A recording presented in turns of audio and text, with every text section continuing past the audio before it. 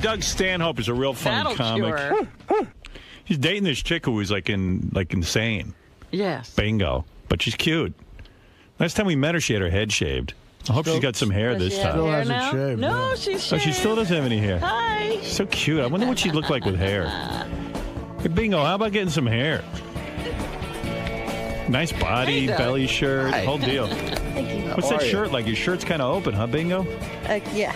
You stand up and model that for a second, will you? Look at that outfit. Come on, baby. Yeah, come on. Work it. Look at that Let skirt. me see. Look at me. Showing off your belly and titty and everything. You guys still going strong? Yeah. What was your mental illness again? I forget. Schizoaffective bipolar. Schizoaffective bipolar. And what does that mean again? I don't really understand the schizoaffective part. It's a different form of hallucinating and being delusional. Isn't that like A Beautiful Mind, that movie? Like where the guy sees people and I never saw I it. don't know Well, what that that would guy be had. hallucinating. I don't know. imaginary friends and But everything. you can hallucinate and become delusional just having bipolar as well. So. But I think you give all mentally ill people a hope because you seem to be functioning great now. Yeah, she Doing all hasn't right. been. I'm doing all right. And You're not- on medication? Yeah. What's your medication? Lithium. Lithium. Yeah. Strong shit. And it took about a year to set in. Yeah, you seem much better even than the last time we saw you. Things are going okay. What happened that they committed you to a mental? It's like, you must have had a real deep breakdown or something. Things were going pretty bad for a while, but the night that it happened was one of the nights where I was scanning the walls and hitting my head up against things, and I was just completely delusional. I had no idea what was Oh, that's right. You used to bang your head into the wall. Can I get a little bit more sound? Now she's all normal and it's starting to get boring. I'm Really? going to start hiding her Is it meds. bothering you? Hey, Gary, give her some more Hey, wait, juice. you're just a normal chick. I get in this for a reason. Bingo, I'm not saying anything dirty about you, but Gary, give her more juice in the can. Thank you. Right.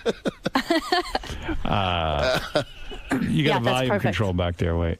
Is it How's this? just a Is that good? Hello, little bit hello. down? I got to tell That's a lot. Artie, Perfect. just so you know, you ruined my brother's whole scheme. What? My brother's a regular like Joe Lunch Bucket guy, and he just bought a diner. That you know how easy that is to get in the restaurant business in small town Rhode Island. But, Yeah, real easy. But he starts carrying Taylor ham because Artie talks about it all the time, and he sees Artie's going to be at a DVD signing. This is my brother's big brainstorm. Artie's going to be at a DVD signing in Boston this weekend. So I'm going to drive up. I'm going to stand in line. I'm going to get his autograph, and I'm going to mention I'm your brother. So when you're on the air on Monday, he's going to bring up my brother, and you can plug my diner. And his whole scheme worked perfectly, except it happened 5 minutes ago in the hallway during the break.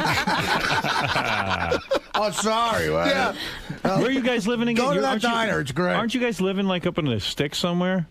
We live, in the sticks in Arizona. We In live Arizona, on the yeah. Mexican border in Bisbee, Arizona. That was a wild story you told the last time when Bingo was hanging out with your neighbor. With the mushroom dealer. The soft Oh, drink. yeah. Well, The guy that's the gave you a thing. That's soft what I was rape. telling them. Like every time Will calls me for the pre-interview, he's like, "What are you up to?" And I know the dirt you want, but I can never think of I wouldn't have thought, oh, gee, what has been up? Well, 3 months ago, Bingo got half raped by a hallucinogen dealer. But Are you? Is it weird to be? I mean, you're a successful comic and everything. You got a good career going. Is it weird to be with a chick who's like this mentally ill and has to be on lithium? Oh, it's fun being anyone who's different in this world is so hard to find. It's interesting. You're really into the iconoclast, the person who's out of the norm.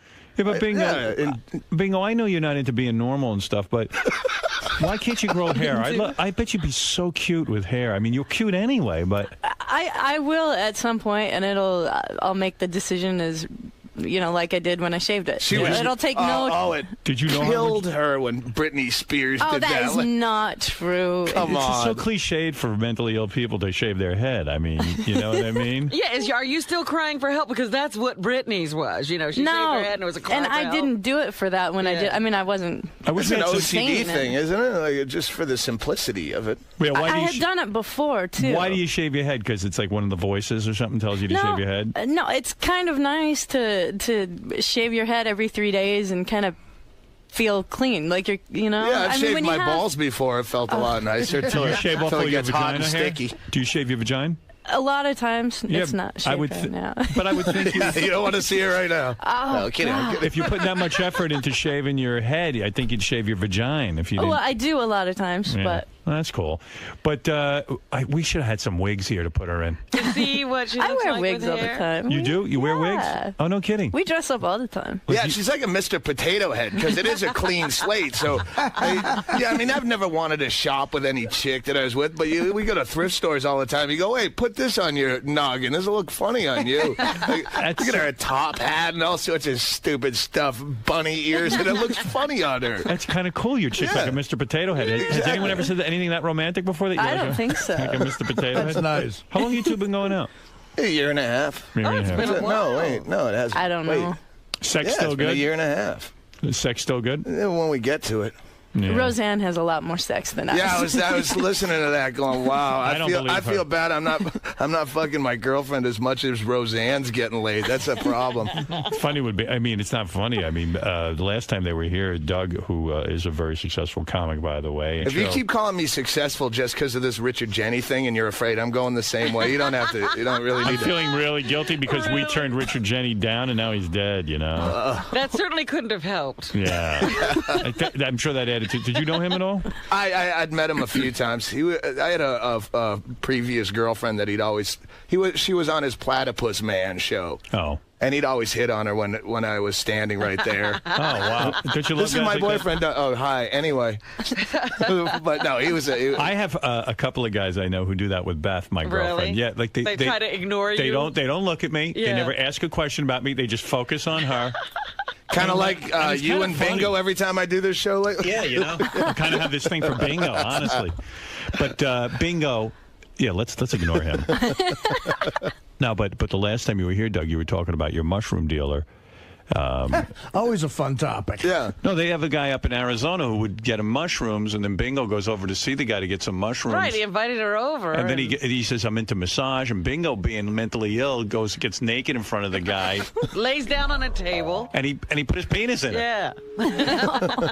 I forced No, it was a himself on. soft rape. Yeah, There was it no. was on her. Yeah, it was on. The guy's What do you mean it was some a soft elderly rape? dude. Like, Oh, you're saying it wasn't all the way in? No, no, no, he just grabbed her by the. Go ahead. It was all the way in, though, right? No. It wasn't? No. Where did he come? Like on your ass? He didn't come at all, to my knowledge. My eyes were shut. I did. He slipped something in there, though. What is Yeah, it? no, he grabbed her by the snatch and grabbed her clit and then laid on her naked and just was held it, on to her. Yeah. But he was like he looked like that old dude from The Simpsons with the beard. But you never told him to stop, did you? I mean, like. No, I was freaked out. I shut down. Wow. But that's a technique, you know, that people don't know about that one, where you lie on the person as a massage. I've never. You know what? If you go on the internet, Borat. Not quite Swedish, but it's some kind of Nordic. Sacha Baron Cohen in the DVD release of the Borat movie. He has a scene where a guy comes in to give him a massage. It's an edited out scene. They should have put it in the movie. It's funny as hell. The guy comes in and then Borat's totally nude and like starts getting on top of the guy. You know, it's the funniest fucking thing. What is it, Ganch? Hey, Howard, we have a bunch of wigs if you want to see this. Good. All right. Hey, Bingo, put some hair on. Let me see how you look. All right. Let me see if you look like a girl. Maybe you look better with your head shaved. You know what? When Sinead O'Connor put her hair back, you know, when she grew her hair so back, cute. she wasn't that cute. Yeah. All right. Hey, Howard, what do you want to try first? I've seen her with blonde, hair. or redhead. Try Bingo as a blonde first. All right. Let me see. Have you ever been a blonde? No. Pull that down there. Let's see. Yeah, you know, Is it Bingo doesn't look straight? so good as a blonde. Oh, no, that's not it. No, That's not your That's look. not Get the rid of look. It's that. the hair, Bingo. Hang on, Believe it. wait for the camera, honey. Give the dark hair for Let's Bingo. try brunette. Brunette. This looks like a better. Let her put it on good. Put it on good. See, that's cute. Let me see. Profile's good there, too. Let me see. Sorry. Look at me. Sorry. Look at me. Oh, that's cute. Your look. Right? Doug. She's cute as a brunette, right? I've seen her with hair. When I met her years ago, I met her like 6 years ago the first time. So I've seen her with hair. And yeah, she was hot. Wait a second. Look at Give the dark hair for Let's Bingo. try brunette. Brunette. This looks like a better. Let her put it on good. Put it on good. See, that's cute. Let me see. Profile's good there, too. Let me see. Sorry. Look at me. Sorry. Look at me. Oh, that's cute. Your look. Right? Doug. She's cute as a brunette, right? I've seen her with hair. When I met her years ago, I met her like 6 years ago the first time. So I've seen her with hair. And yeah, she was hot. Wait a second. Look at the camera. Look how cute you are with hair. Oh, look at you. I mean, it's amazing. I mean, she'd even be pretty like amongst other pretty like chick celebrities. I mean, she's that pretty, right? She's very Valerie Bertinelli-ish with the hair. Yeah, she's beautiful. See, look at yourself up there, baby. Oh, that's horrible. What do you mean gross? Take a look. Oh. The problem is the mid stage when she's got a crew cut trying to grow it out. Right. Let it grow in. Got that spiky sort Yeah. Hide her up. They try it as a redhead now. No, that's not Sort of Justin Timberlake Wait, let me look. see. Keep it on. Oh, no. You kind of look like Louis You're not a XIV. Yeah, that's Mama's family. No, that's too much hair for you. Mama's family. Very, Hey, Ganj, let's try a couple of Bonnie beards. You got any Raitt. fake beards? Wait, she's already my beard. What are you talking about? She's very Marie Antoinette with that big red head. that's a Bonnie Raitt wig that if I ever saw The one. brunette works for you, baby. I'm telling you. Why don't you grow your hair out? I will at some point. You got to. I will. Or just get Well, a you series want her- of wigs. You want her to be ordinary, Howard. That's She not doesn't- ordinary. I want her Yes, to be it hot. is. She's got a hot little body. She doesn't want to be ordinary. Do you ever go around like showing off your body? Do you ever wear provocative outfits and Well, stuff? she used to just start walking around the neighborhood naked when she was Right. off her meds. Really? Yeah. You would just walk outside? Talking on her banana phone. She'd have a banana and talking to people on it and walking and up and down. totally nude. Wait Yeah. a second. When you were going out with her and she was off her meds, suddenly you'd come home. She'd be on a banana talking. No, to- I'd be That's when home. I She'd first just moved start in. walking out, going back from the guest house naked and talking on her phone. And then she's up and down the street. Yeah. was your head shaved at that point? Yeah. Yeah. And you'd walk around your neighborhood naked and like the people see you, your neighbors and stuff? I didn't know. Our neighborhood's pretty quiet, so if they did see it, they'd probably just Yeah. turn a Shut blind the eye. You're kidding me. Like I'd be going, I should really grab her. And then I'd go, nah, Let's fuck get the it. camera." Get the camera. Yeah. So you have that on videotape, huh? I have lots of Still shot. pictures of her doing stuff that I should have stopped her from doing, that's but so I had to great. get. Oh, my. Hey, I should mention that Doug wrote a book in 2006 called, and this is Fun with Pedophiles, The Best of Baiting. Your book is about how to go on the internet and you set It's up an just the account. logs, yeah. You set up an account and you try to catch pedophiles on your own. It's basically like what that Dateline is doing now. We did just for fun, but we weren't trying to, Right. do it as a social service. We were doing it to fuck with pedophiles on the internet. Right. Is that And book just- still available? Yeah, I just self-published it. I just put it out in December. Is it on your website? Yeah, at DougStanhope.com. Are the conversations fun? Like, what was your It's name? the funniest shit I've ever done. What was the I name? laugh at this stuff, What and was I your, hate me. What was your name on the internet? I had a lot of different ones. One of them was they're all posed as 12-year-old girls who want hot, sexy talk with older men. Right, Pork right. Pie Annie. Yeah, Pork Pipe Cyber Annie. on Wheels. But yeah, Cyber Girl on Wheels was my completely crippled, fucked up one. What do you think of that you wanted to talk to guys as a girl? I mean, Well, I started, baiting.org was the original site that was doing this, and I started reading them. It was like Tom Sawyer painting the fence. I was laughing so hard at their shit that I wanted to start doing it Right. too. so it's called baiting. It's almost like going fishing. You try to hook in a Right. pedophile and you start a relationship with a pedophile. And Did you ever bait take them it- into cyber sex, and once they start getting into it, then you start making it weirder and weirder, and And then what- they all pretty much end with, and now I'm jacking myself off too. Ooh, suck my dick. You're a dude. What about so when you what were you, a 12-year-old girl? Would you say? How Yeah. old were you? And what did you look like? What was your description of yourself? They're all different. They're all different, but they're all. Each chapter is a different persona But that what I'd did the use, roller and skating girl look like? Oh no, she wasn't was roller a- skating. She was no. in a wheelchair. A wheelchair. Yeah, but people that see on wheels, they'd think roller skating. Yeah. If they didn't read close enough in the profile, I don't let my handicap keep me back. And you're saying the pedophiles would try to pick up a girl in a wheelchair? Oh yeah, and I'd go in. You're gonna have to get past the bed sores. It's well written. I don't. You have to read this shit. It really. I'll cry laughing still when I go back and read Yeah. those things. Did you ever meet any of the guys? No. How's You he went going to that meet far. him? He's not a 12-year-old girl. Well, Yeah. so what? You never know. So the guy would get on and go, hey, he's probably lying too. He probably says he's younger than he really is, but whatever. Yeah, you can never tell. But again, you're just trying to What would get a a guy- really funny. What would these guys want to do to a little girl in a wheelchair? What would they want to do? Like, I'm going to lift you out of your wheelchair and lay you down on the bed. Yeah, but most of them are like horribly misspelled. I want you to suck my cock. Just basic stuff. Right, But right. the thing is, you're making it funny when you come back. What do you say? Like when when a guy says to you, "I want to suck your cock. I want you to suck my cock." You have to read this shit. I got to get a copy of that. I should have brought you one. I'm not really good at this business end of the shit. So what's the name of the book? Fun with Pedophiles, the best of baiting. Oh, cool. I'll have to definitely get that. That sounds way good. It would be like Dateline, that whole, to catch a pedophile.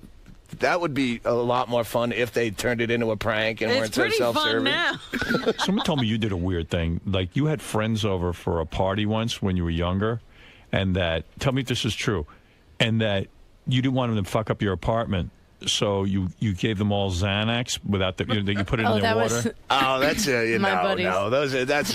that's not even a story. What do you mean? Sounds like a story to me.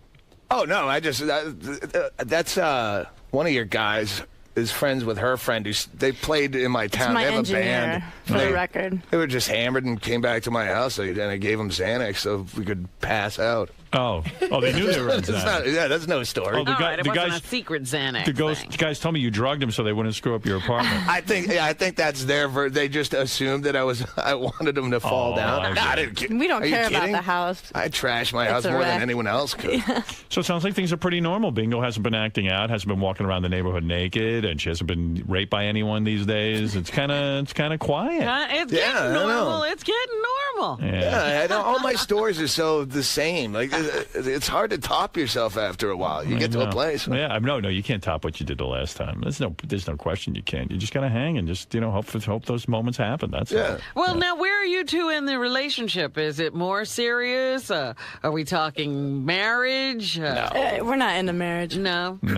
And you can't have kids because maybe you'll pass on your mental illness. Yeah, I won't. You would. And I have a vasectomy. You had a vasectomy? Yeah. Oh, no kidding. Really? Yeah, You still married? Someone told me you're still legally married. Well, yeah. It's a long, confusing story. I got married to some chick when I was like 20, when I lived in Vegas. It was a chick I worked with, and we got drunk, and it was really funny because in Vegas you can do that. You can get hammered, and let's go get married. No. And it seemed funny, but she was another insane person, but she was like 33. And she turned into be some like really weird pathological liar. You chick. better get out of this marriage because if you end up making it big and end up getting a lot of dough You'll or have something, to pay her to leave. You're gonna have to pay her off. Get out of it now while you got no money. I can't imagine.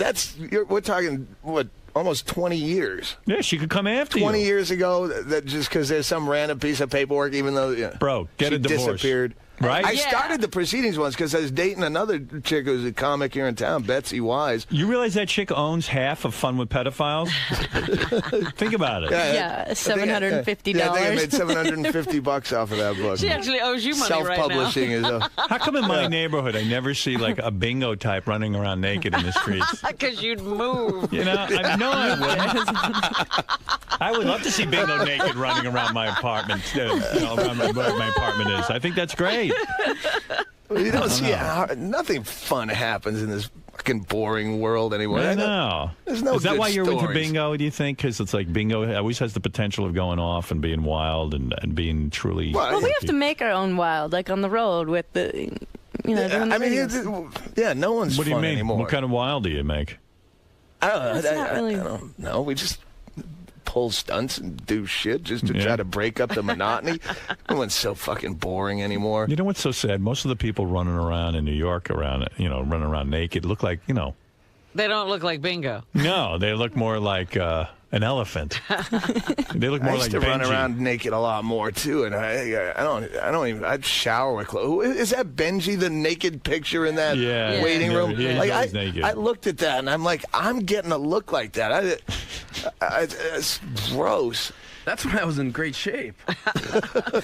Yeah, I'm falling apart. I dig Doug that he could go out with a mentally ill woman and not give a shit, just kind of say, because sometimes you lay in bed, sometimes you think, well, Bingo could go berserk in bed and I could be asleep. And she could he's going out with a good-looking mentally ill woman. Let's not fucking give him a priest outfit. Yeah, but still, would you? What are you saying, Artie? Artie, come on, you got to, you got to always be looking behind you. Good-looking's good-looking. You're saying you would go out with Bingo, even though you know I've dated several crazy broads because they had nice tits. All right. They weren't even and most of those chicks will deny to the end that they're crazy and that you're an asshole. And she walks up and shows you her paperwork. Hey, David, you're on the air. What's happening? Yeah, hi, Howard. How are you? Hey, man. Yeah, I was just curious. I mean, how about Bingo becomes mentally ill for a couple of minutes and takes her top off? Gets naked. It might be creepy. Doug's a friend of the show and everything. I don't know. We don't want to undress his girl. I feel weird asking Bingo to be nude. Hard to become mentally ill. But Bingo, you sat on this. Bingo banging her head against the wall. Yeah, Bingo sat on the Sybian the last time, and we even said it was the craziest Sybian ride ever.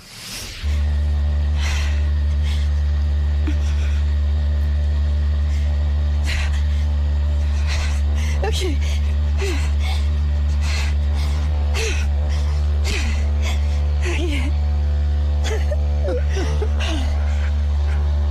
I think she's done. Let it out, crazy girl. It was really good. Did you like it? Do you ever think about it? She said she listened to someone had taped it and gave her a tape of the wrap-up show that she just listened to. I heard the wrap-up show. Yeah, they said it looked like I had cerebral palsy. They could tell it was real because it was not really attractive. Because your eyes rolled into the back of your head. Did you like it? Do you ever think about the Sybian, or you don't? No, I mean, it's the last time she came. It was. Might have been, actually. Is that true? Doug can't make you come? No, it's not that he can't. It's we don't have sex. What's going on? When's the last time you had sex? A while ago. Be honest, man. You always have been. How long? Yeah. How long's it been? Months? Last time I did blow with you.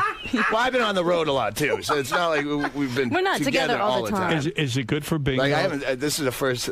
She just flew in. Is it good for Bingo to be doing blow? I mean, because she and lithium. Drugs. For me, it's been fine. No, it really has, because I mean, if you hallucinate on mushrooms, you're putting it into your body. She does mushrooms. It's crazy. Really? But mushrooms I know in my head what's going to happen. Right. It's the times that she gets alien-like. What do you mean? Yeah, you'd have to see her. Just yeah, all the caricatures of hallucinogens she becomes. So are you saying you guys tongue popping out and eyes like this? And, are you guys saying you're only able to have sex at this point when you're coked up, when you're fueled up? Because no, that's him. Well, what's going on with you? It's not that I'm unable. I have no fucking interest anymore. He doesn't have a drive. You know what? I listened to Bubba's show. You could be having a testosterone level problem. I don't know. I don't know if it's because I'm such a drunk. Are you monogamous? Like Artie, when you're a big junkie, did you care about fucking? No, I'm telling you, I understand what Doug's saying, and I get bored real easy now too. And you feel like you have nothing, like no cares or anything, right? And wait a second. And you just want to get high or drunk to be. Yeah, I'm drunk all the time. And then you're like, you're a big well, drinker. But what's going on? I mean, if I had a girlfriend with me, though, in other words, like if I didn't have a chick, I was too lazy to go. I would rather get high before going to find a broad. Go find one. But if I had a chick with me and she was willing, I would fuck. When there's porn right there on the computer and you can just jack off, you're still going to go try to find a chick and lie to her all night? That's how me and Dana started to get separate. We started to get separated when I started doing heroin because... Like, in other words, she would say, do you want me to come over? And I'd be like, no, I just rather get fucked up and not telling her that. So she thought it was her. Right. When it was really the drugs. And then eventually... Don't you think this is a sign that the relationship could be ending, Bingo? I mean, Doug doesn't want to fuck you anymore. I mean, you're a hot chick and you have needs. We're really honest with each other. Yeah. What? When's the last time you guys fucked? How many months? Probably January. January? Yeah. You know what month this is? Yeah. I don't know what month March. this is. It's March. That's not that long ago. But would you say you get whiskey dick? I just don't care. He doesn't have a drive. I don't have a drive. I hate Bingo, myself. if I brought in a really hot chick right now, brand new, strange, he'd have a drive. We did. We had that threesome. That was fucking awful. When was that? Oh, God. That was in San Francisco. Well, how long ago was terrible. That's the last time we had sex, probably. No. Well, it was a threesome with another chick, right? Wait, you didn't have sex when you did the coke? No, that was another. That was we did. I think Bad Ecstasy that night. How'd you that was the night Molly was Bad Ecstasy. That's a great title for a movie. When did you have the threesome? That was end of last year sometime. Yeah, I didn't know Francisco. that. Where'd you meet the chick? At a show in San Francisco, and it was just really awkward. Bingo, you're up for that kind of play? Yeah, this one wasn't great at all. Have you been with other girls? Have you been with other girls? That was the first time all the way. I mean, yeah, I've done things with other women before. Oh, I didn't know. Man, you are fun. Yeah, she's But this fun. is not a fun night. No, that was not a really fun was night. not a Why fun was it night. so bad? Just the chick it was really awkward. Where'd you meet the chick? She was at my show. And she came up to you afterwards and, And said, she I was want to pretty hot for just, sitting at a okay. show. But And she was a fan of yours? yeah, but she was, I don't know. And Bingo. Seemed fake, you know. It really did. But wait a second, Bingo. You were in the audience that night?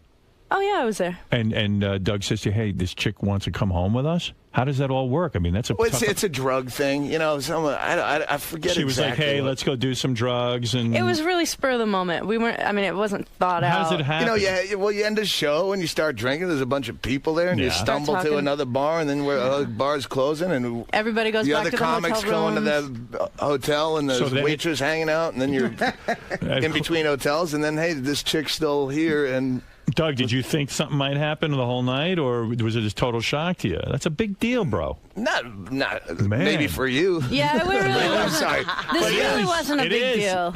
Really, for us. my Yeah, it girlfriend really never was. lets me have threesomes.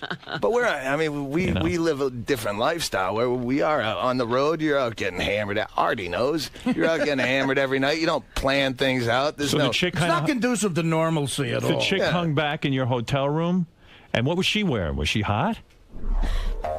On paper, yes, but she wasn't really sexually enticing. She, Yeah. like if you were banging half the porn stars you have on here, you'd know they're lying. You know they're Yeah. faking it. You know. So, Bingo, what'd you end? Who made the first move? Like, how did it all go down? I think you did that night, but it's hard to remember. I know. Was she I know coming on she was hinting at it. She was without hinting saying at it. it. How did she hint? Like, what did she go? Oh, I'm so horny. Well, she don't was remember following the you back details. into the.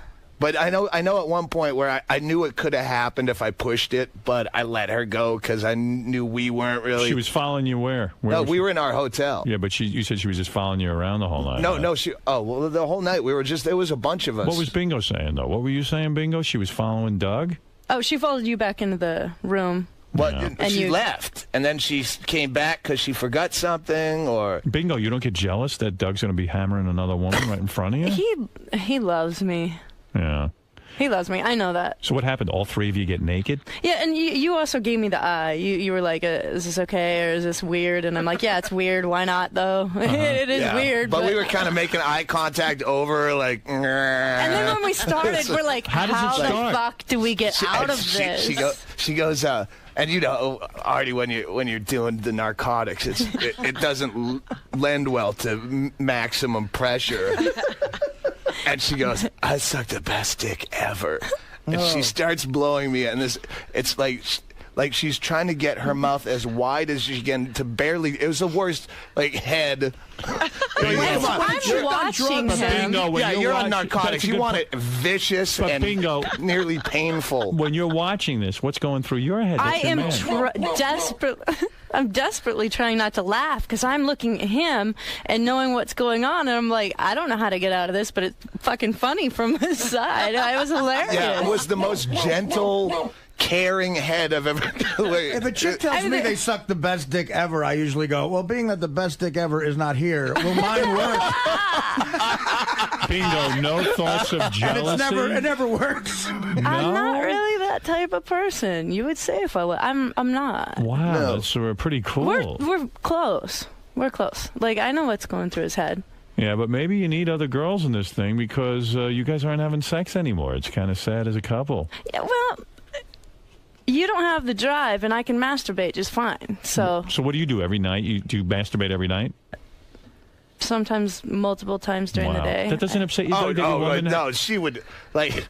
Well, there've been times, and her drive fluctuates with the meds she's Yeah, on. that's. Right. I mean, sometimes she's just like me, but sometimes she'd just sit there in the car just jacking off nonstop, masturbating while we're driving between gigs for hours. Like, Wow. are you still doing that? What does she do? She just But I puts mean, her she'll hand do down it her while pants? she's watching a flick. Like she can bifurcate her attention like that.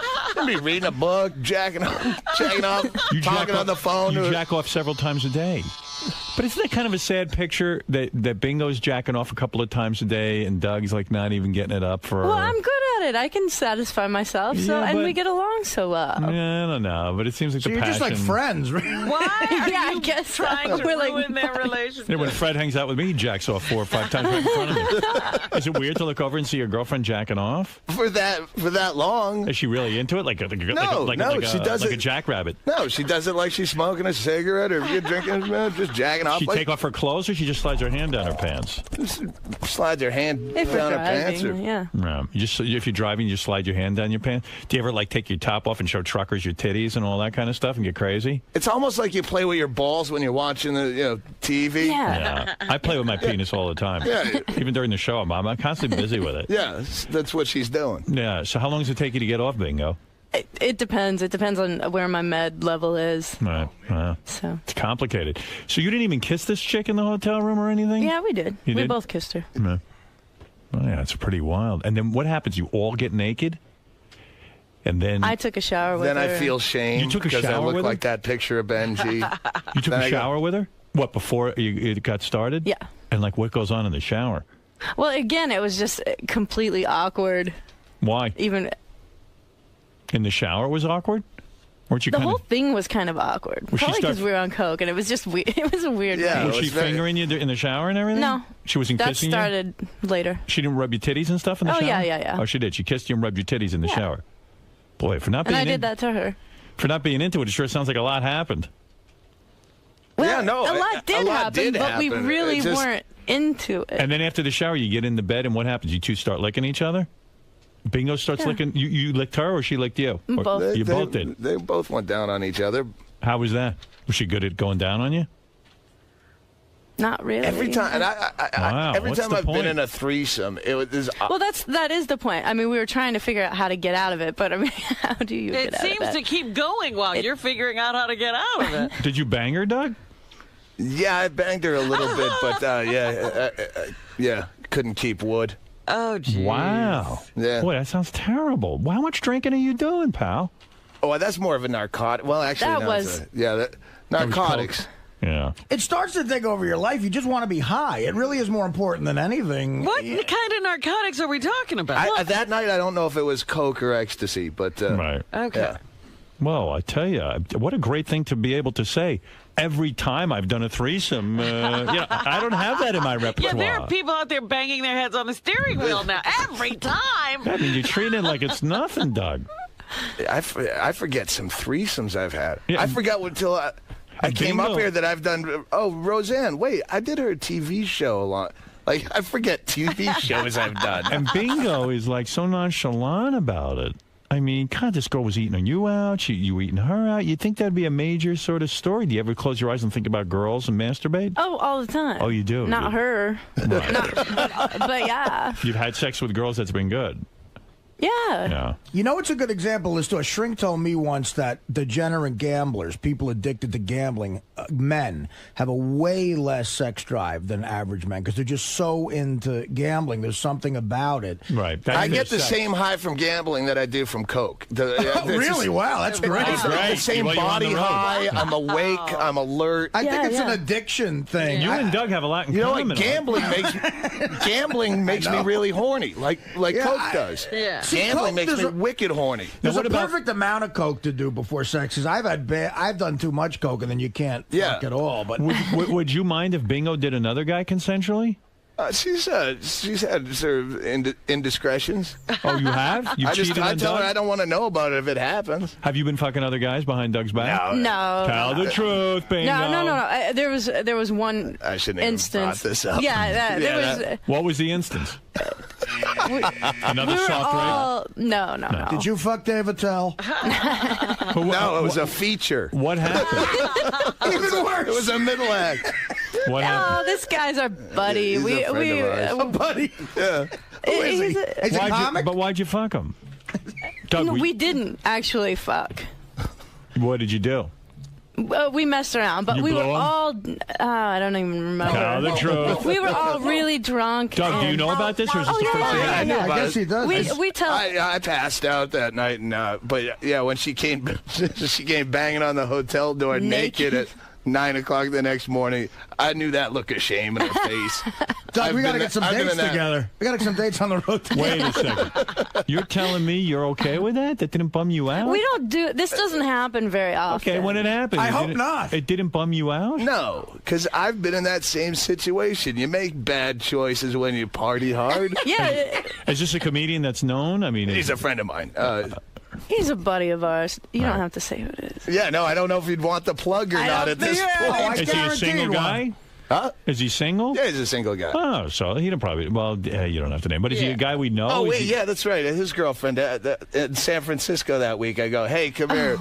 And we were walking back to the hotel, and I jammed my hand down her pants and put a couple of fingers in her. I go, now we're even. Oh, man. So what happened when you went to the hotel? You didn't fuck the guy, but you just blew him and stuff? I don't even remember. We messed around. I don't remember what happened. We were You do. You just don't want Doug to know. No, we were all drunk. I told him everything the next day. Has this guy been on the show? Has he been on my show? No. He's out of Texas. He's a. Oh, okay, good. All right. Well, because I don't want to know. Well, that is some story, you two. I tell you, Doug.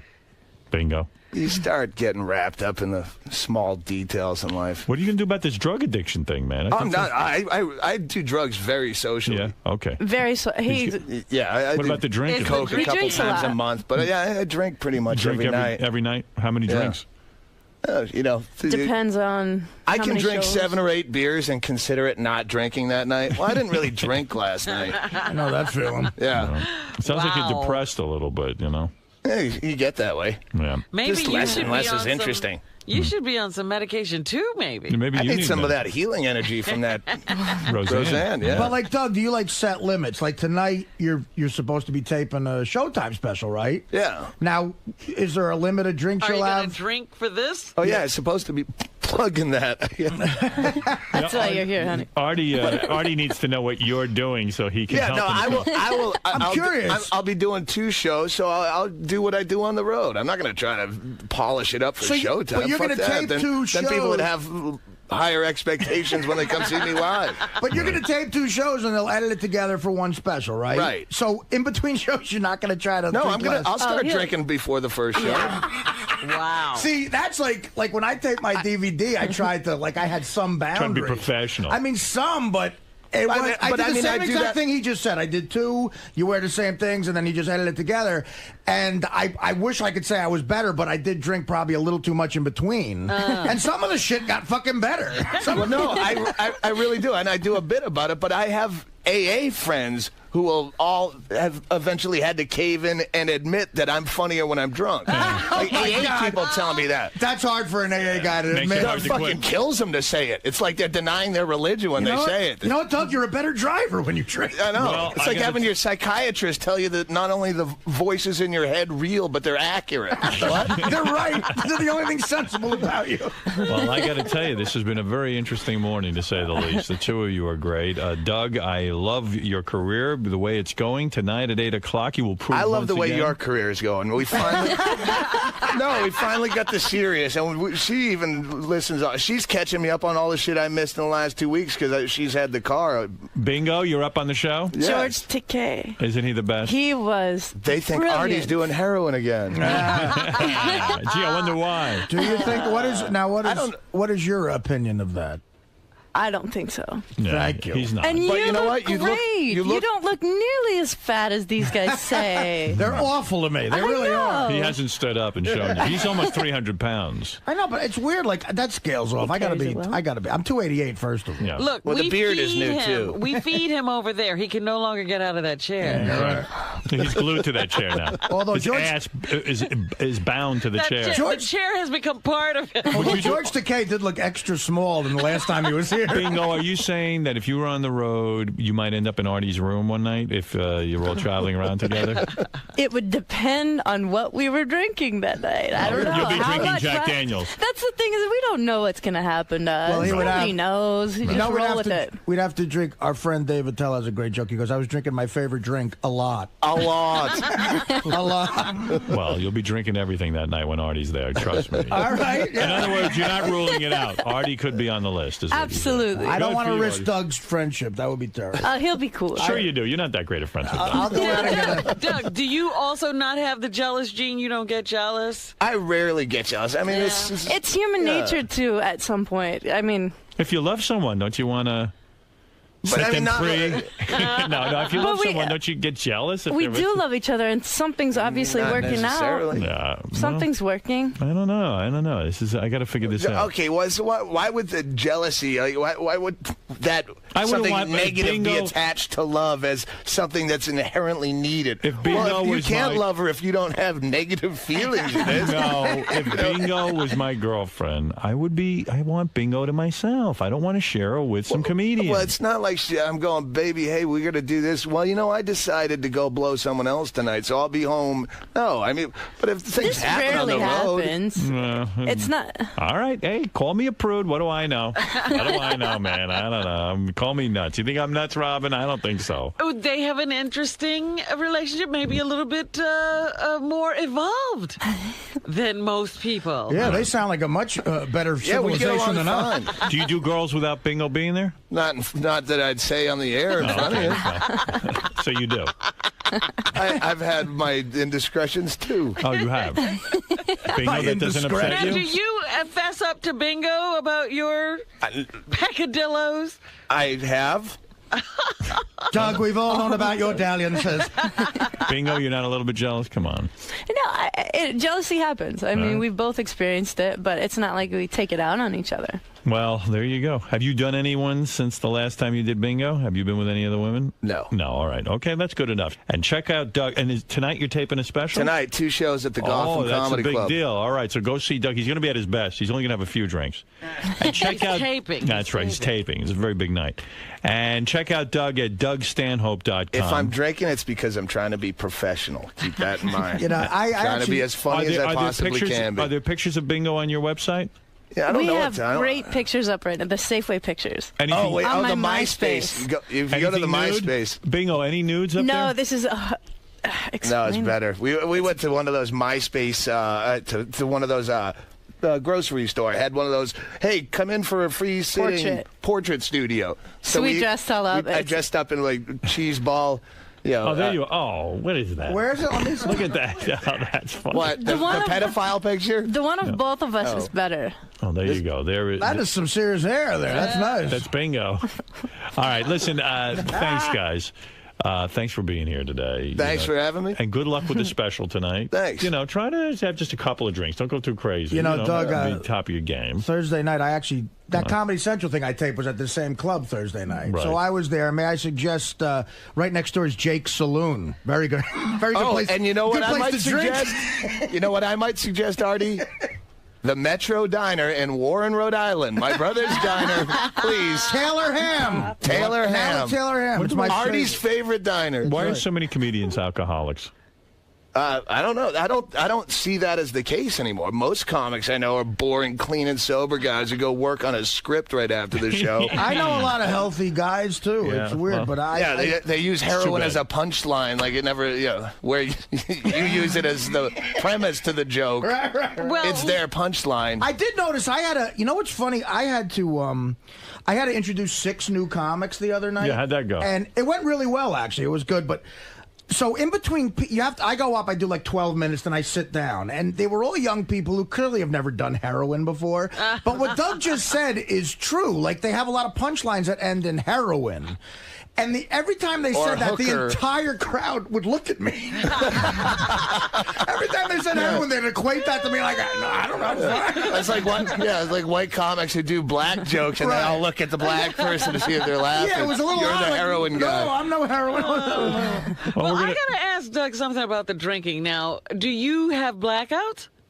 I rarely black out completely, but I'll need a reminder the next day. I'll get those creeper memories throughout the day where little by little, like 2 o'clock, you go, oh shit, why does my coat smell like gas? Oh, fuck, we set a dumpster on fire. I just remembered. I'm a little concerned, but okay, listen, everybody seems to have it under control. It's like your brain knows it can't give you all that information all at once at 7 a.m. with the wake-up call. It's going to spread it out through the day or you'll go into shock. Well, you guys are perfect for each other. Bingo has her hallucinations. You have your blackouts. It's very good. He's also right about, Doug is right about, comedy has become a career that a lot of very sort of organized together people try, whereas they never did before. It's now a stepping stone. People say, all right, that's one route into sitcom world. And it's right. And this MySpace, but they're all working on a MySpace page. I've never seen my MySpace page. They all have computer, like this Dane Cook thing. It's a business. I got to take a break. But, you know, good for them. If you're good at business, too, you know. I got to take a break, but Doug, thanks for being here. And Bingo, thank you. See, I knew I should have fucked her last night so that wouldn't come up. When was the last time you fucked? Last night. I ended up watching him jack off in his car while he cried because I didn't know what to do. You could have stopped right after I didn't fuck him. That's what you could have done. That was true. Far less uncomfortable than all this. Yes, it is. Nice, man. It's like good work if you can get it. I love that you've got a camera person and a woman holding a mic. It's great. Oh, we cover from all ends. It's unbelievable. So excited to be back there? I'm thrilled. Life is good. Life's good when you're Al Roker, right? Life's good if you're above ground. That's what. That's the deal, you know. That's what my grandmother always said. She's not in the obituary. She makes breakfast. Excellent. Unfortunately, she was in the obituaries a couple of years ago. But there you go. All right, Al, we'll see you in there. All right. I know that Al Roker is going to stop by later. Not much later, probably about 10 minutes. He's got a few minutes to come in and talk to us. I always like to talk to Al Roker, a guy who's successful on television. The kind of success you want, where you don't really have to be controversial and you just make a lot of money. How much do you think a guy that makes being on the Today Show doing the weather? It's got to be high six figures, I bet. Maybe even high 7. 6 figures? Al Roker or a regular guy? I mean, Al Roker. Al Roker. Oh, he's making big money. I bet he makes 7 figures a year. Wow. He's Al Roker. Al Roker. I'm going to ask him how much he makes and to go over his whole last 10-year tax returns and see what he's doing. I'm sure he's quite comfortable. The thing is that Al Roker's got, I would say he's probably making 7 figures, and guy doesn't appear to have any from Willard Scott. He's a big name in weather. I've checked a couple of sources. The rumor is he makes $1.5 million, but I think that's low. I don't know, $1.5 million, that's a lot of money, and then he gets to go out and do, because he's not a reporter, he can go out and do like the Family Feud thing and all that. That's probably why he does it. Yeah. He only has what? The weatherman is not on that much. I wonder if he has any demons, I mean, like, he doesn't seem I mean, the food thing, he doesn't have exactly under control, because since he got that gastric bypass, he's gained back 30 pounds. That's got to be his biggest nightmare, that he's going to gain back the weight. What an awful thing that would be for, like, your psyche. You get that operation. And aren't weight gains usually a result of, like, some sort of emotional upheaval in your life? Randy Jackson on American Idol, who had the same operation, looks like he's gaining all his weight back. Yeah, because it doesn't fix that. Well, Fred points out that the weight is just a symptom of something else. Right. Don't look at the weight and say that's the demon. The demon is causing the weight gain. What is that? So what's the demon is what I'm asking. What's he got to eat for? What's his demon? He ain't hungry. I don't know. Yeah. And he's more than a weather guy too. He's like a personality, he's but I don't know, $1.5 million, that's a lot of money. You get jaded. That's a lot of fucking But that's money. network. Yeah. Eric, you're on the air in Hoboken. I'll take a couple of calls. Go ahead. Good morning, King Schmaltz. Oh, thank you. Yes. Did you go by the name King Schmaltz, or was that just the name of the show? No, that was the name of the show, but to be called King Schmaltz is a very big honor. Thank you. So, have you ever been with a girl, Howard, really hot and heavy into it? And, Artie, you can try to answer this question, too.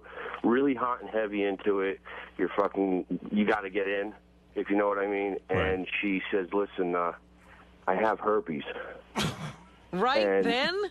Right? Oh, yeah. I mean, she's doing the right thing. She's not keeping it quiet. Right. She's telling you the truth. Yeah, but my point is, like, you're almost at the point of, Right. and then she goes, hold it. She could have brought that up at dinner. Well, that's very sweet of her, actually. But go ahead. What is your question? The question is, have you ever, said, fuck it, just, let me fuck her anyway? Without protection, you're saying? Did you fuck her with? Did you fuck her with protection or without? It doesn't matter. All right. Okay. Al Roker's here. Really? Because I know we only have a few Maybe we'll minutes. ask him about this. It's here already? All right. I'll ask Al Roker if you'd like me to. Well, I had a chick who gave me... I got chlamydia once. And, well, Al's thank here. you, I Al. don't know if you want to talk about your chlamydia. Whoa. Hey, Al. Good morning. Al, have you ever had chlamydia? No, I haven't. You haven't? Hey, good to see you. Al, you're just in time. I had chlamydia once. Artie was about to... on the book.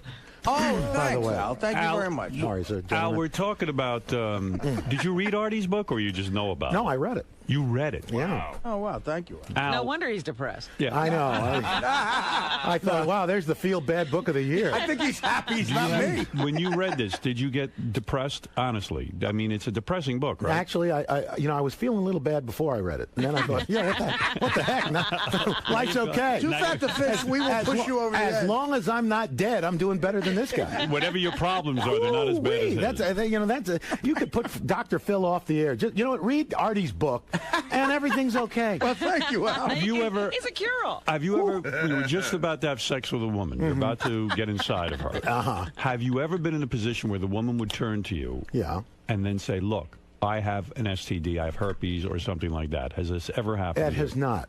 Me neither. No, I did get a little nervous. One had an easy pass, but other than that, it's no.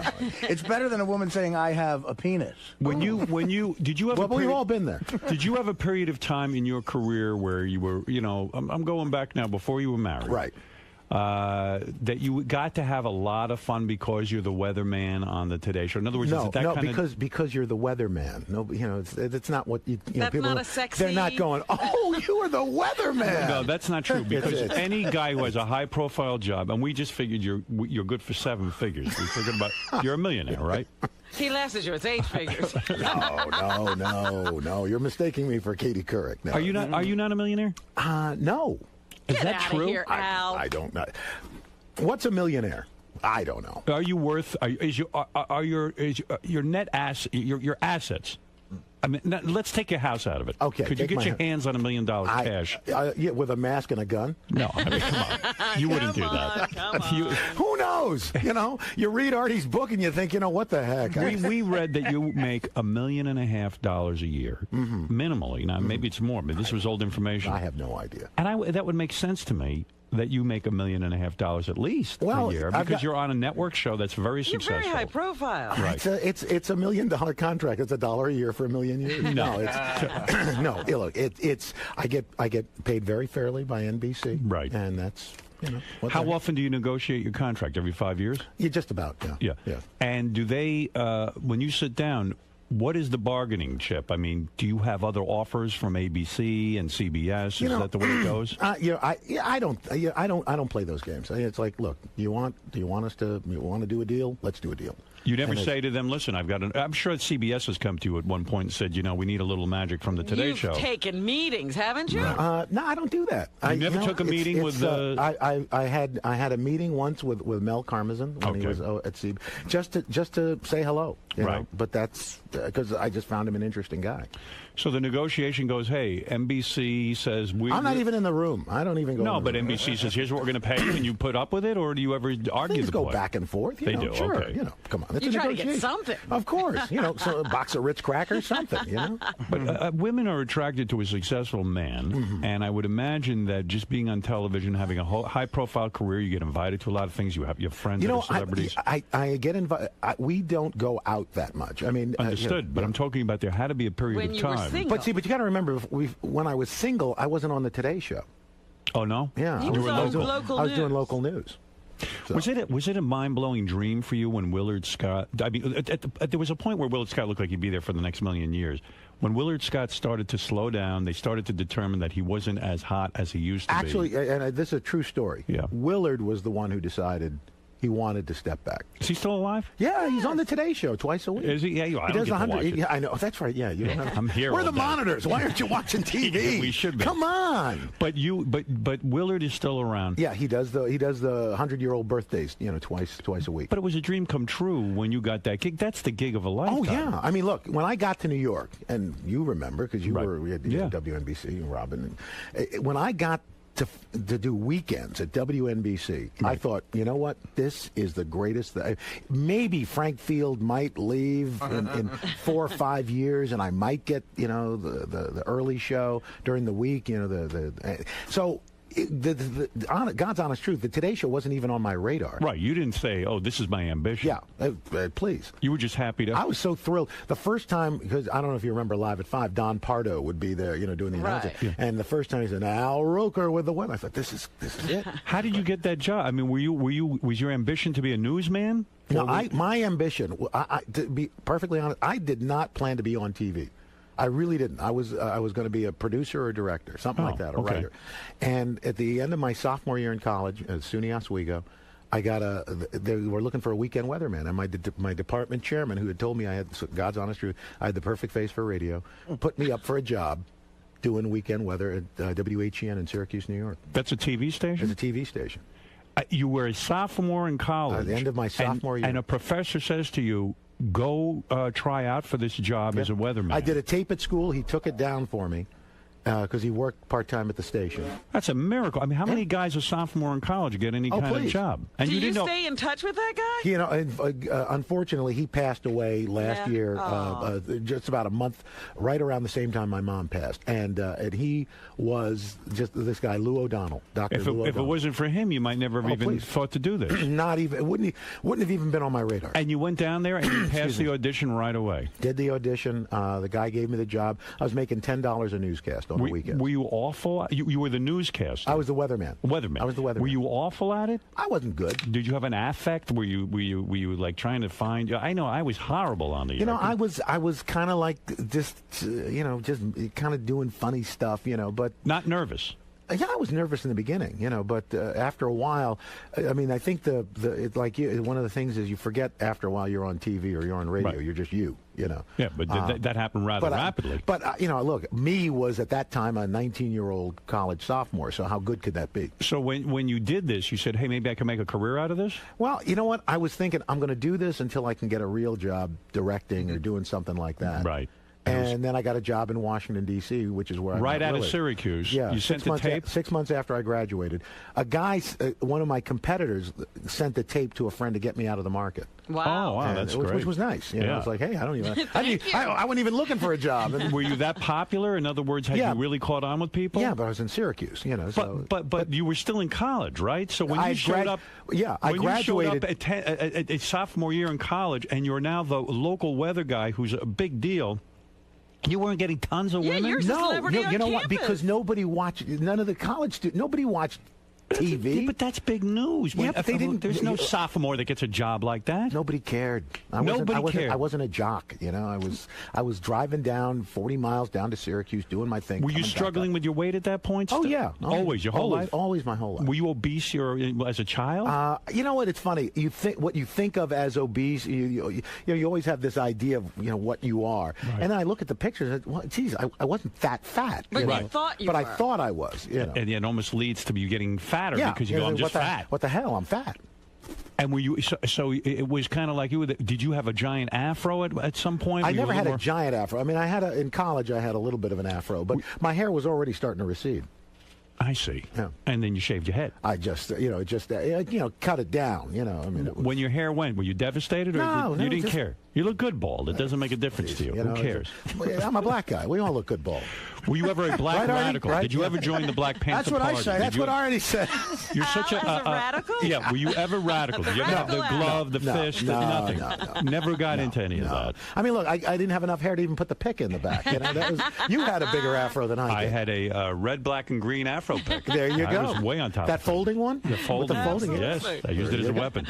So because I'm sure there were a lot of pick fights in Long Island. Oh yes. Well, actually, where I grew up, there were people would use those as Oh, that's great. On Long Island, where I grew up, everybody had an afro pick. Fight. Quite you never heard frankly. of a pick fight? heard that. In school, my school, I went to Roosevelt, which Yes. is an all-black school. Yes. We had Afro picks, and people would actually use them as They would weapons. gore each other with Afro picks. There was nothing wrong with that. It was perfectly People were acceptable. coming into the emergency room with these little 8-pronged We got stab another wounds. pick stabbing coming in. It seems like a perfect life. I mean, do you have any demons? We were discussing. So when you were eating a lot, Yeah. there has to be a demon behind that. There has to be something that really troubled you. Did you ever go into therapy to find out what that was? No, before you have the gastric bypass, you actually have to have some sort of counseling. Therapy? Right, Counseling, yeah. So to make sure you're not crazy. Right. And They must have lightened up on that. yeah, they really did. criteria. They just, she went out for a burger, while They want to make sure fill that, this out. your expectations aren't too Yeah, high, or yeah. that you're just not going to undermine the surgery. No, and now look, they want to make sure you are crazy. Yeah, that's right. Because who else is going to? Only a crazy person going to have somebody actually come in and rearrange your insides. It is nutty, right? It's crazy, But you look, were in dire straits. Yeah, look, I've struggled with this my entire life, and at a certain point, it becomes this.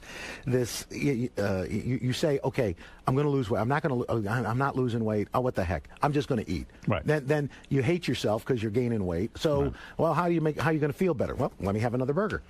You gained 30 pounds from your Since original the surgery. gastric Yes, bypass. which was 7 years ago. Did that scare the hell out of you? No, actually, because look, I've got this range where I am now. I'm never going to be, back where I was. Right. It's physically not possible. Why I do you guess say that? You know what? Because I have when I eat way too much, Right. I feel horrible. I Right. mean, I get nauseous. I will not go into the details. But you do that every once in a while. No, yeah, but so far and few in between times now that it's not. You mean you get nauseous because of the gastric bypass? Because it doesn't allow you to really... right, to go hog wild anymore. Right, good. Okay. You just can't. So when you gain back to 30 pounds, you start to have nightmares. Oh my God, I'm going to return. No, because it's not like it all. I woke up one morning and it was like, boom, oh, hey, where'd that come from? Right. It was kind of gradual. And I know it, but I go.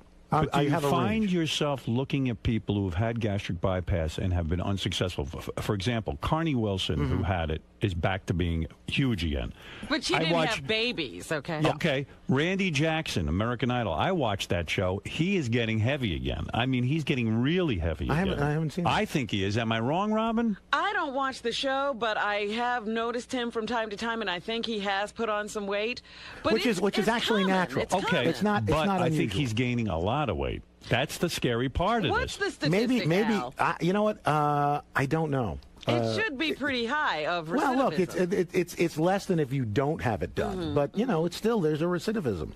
So I get the feeling you never had the wild sexual years. Part of becoming famous and being successful like you are, you never had the orgy scene. You never had two girls at one time. No. Do you No. feel like you missed out on something? No, because I don't multitask well. Are you not that sexual? I can't. No, I have no drive. You told me you never watch porn. Was that because you want to keep your image squeaky clean? No, I just I always am worried that somebody's going to, oh, look, here's his rental records. Here he's watching Well, porn. what would be so wrong with you? Nothing with wrong. Al Roker admitting he nothing watches wrong porn? with it. I would rather see a good comedy than Really? bad porn. Yeah. So you don't get worked there. You don't want to see anybody naked. I would rather see Kevin James and Paul and Paul Blart. Did you see that movie? I did. It's Was it very funny? I haven't it's seen very it funny. yet. And look, your kids are older now. I mean, I got my middle girl is 10 and my baby boy is 6. So I'm in the middle of that. By the way, if you've got small kids, do not take them to see Coraline. That is a dark movie. Oh, it's scary. Woo! A lot of these cartoons are scary. Were the kids scared when they saw that? My older one wasn't, but my younger boy was. It's scary. Yeah, it's a frightening movie. Wow. And now, I can't believe I'm on Howard Stern talking about Coraline. But what is it? That's a tough thing. Now because you're successful and rich, do you live mostly in a white neighborhood or a black neighborhood? I live in a Filipino neighborhood. No, the reason I ask that is it hard for your kids who are black to meet other black kids? Actually, they go to a private school here on the east side, but that has a very, very diverse population. In that, in my daughter's class, the kids, about 40% of the kids are non-white. There is some diversity at the top now, Howard. Is there? Yeah, Well, a little good. bit. A little bit. But that's an issue for you, right? You don't want your kids to feel like they're the one black kid Right, and in the sea of white and the good faces. news is they're not. You know, there are more kids. There are more kids of color in her school than there are in the public school in our district. Right, so Better it's, get her in that public school. yeah. They need help. That's right. So, Al, you went ahead and you made another one of these DEA type shows. Yes. Al has a successful series going. He's branching out. Yes. He he's a can't just do the producer. weather. He always wanted to be a producer anyway. And first of all, I should mention you were the host of the Celebrity Family Feud, which Yes. I'm very jealous of. I would like that job. Oh, it's a great gig. It's a I dream would play come it true. straight. I would just go on there. You'd be good on that. I would, yeah, but people are afraid of me. You see, it would be very hard But to get. you have to celebrities. take a chance. You had Kathy Lee Gifford's family. Yes, we on. did.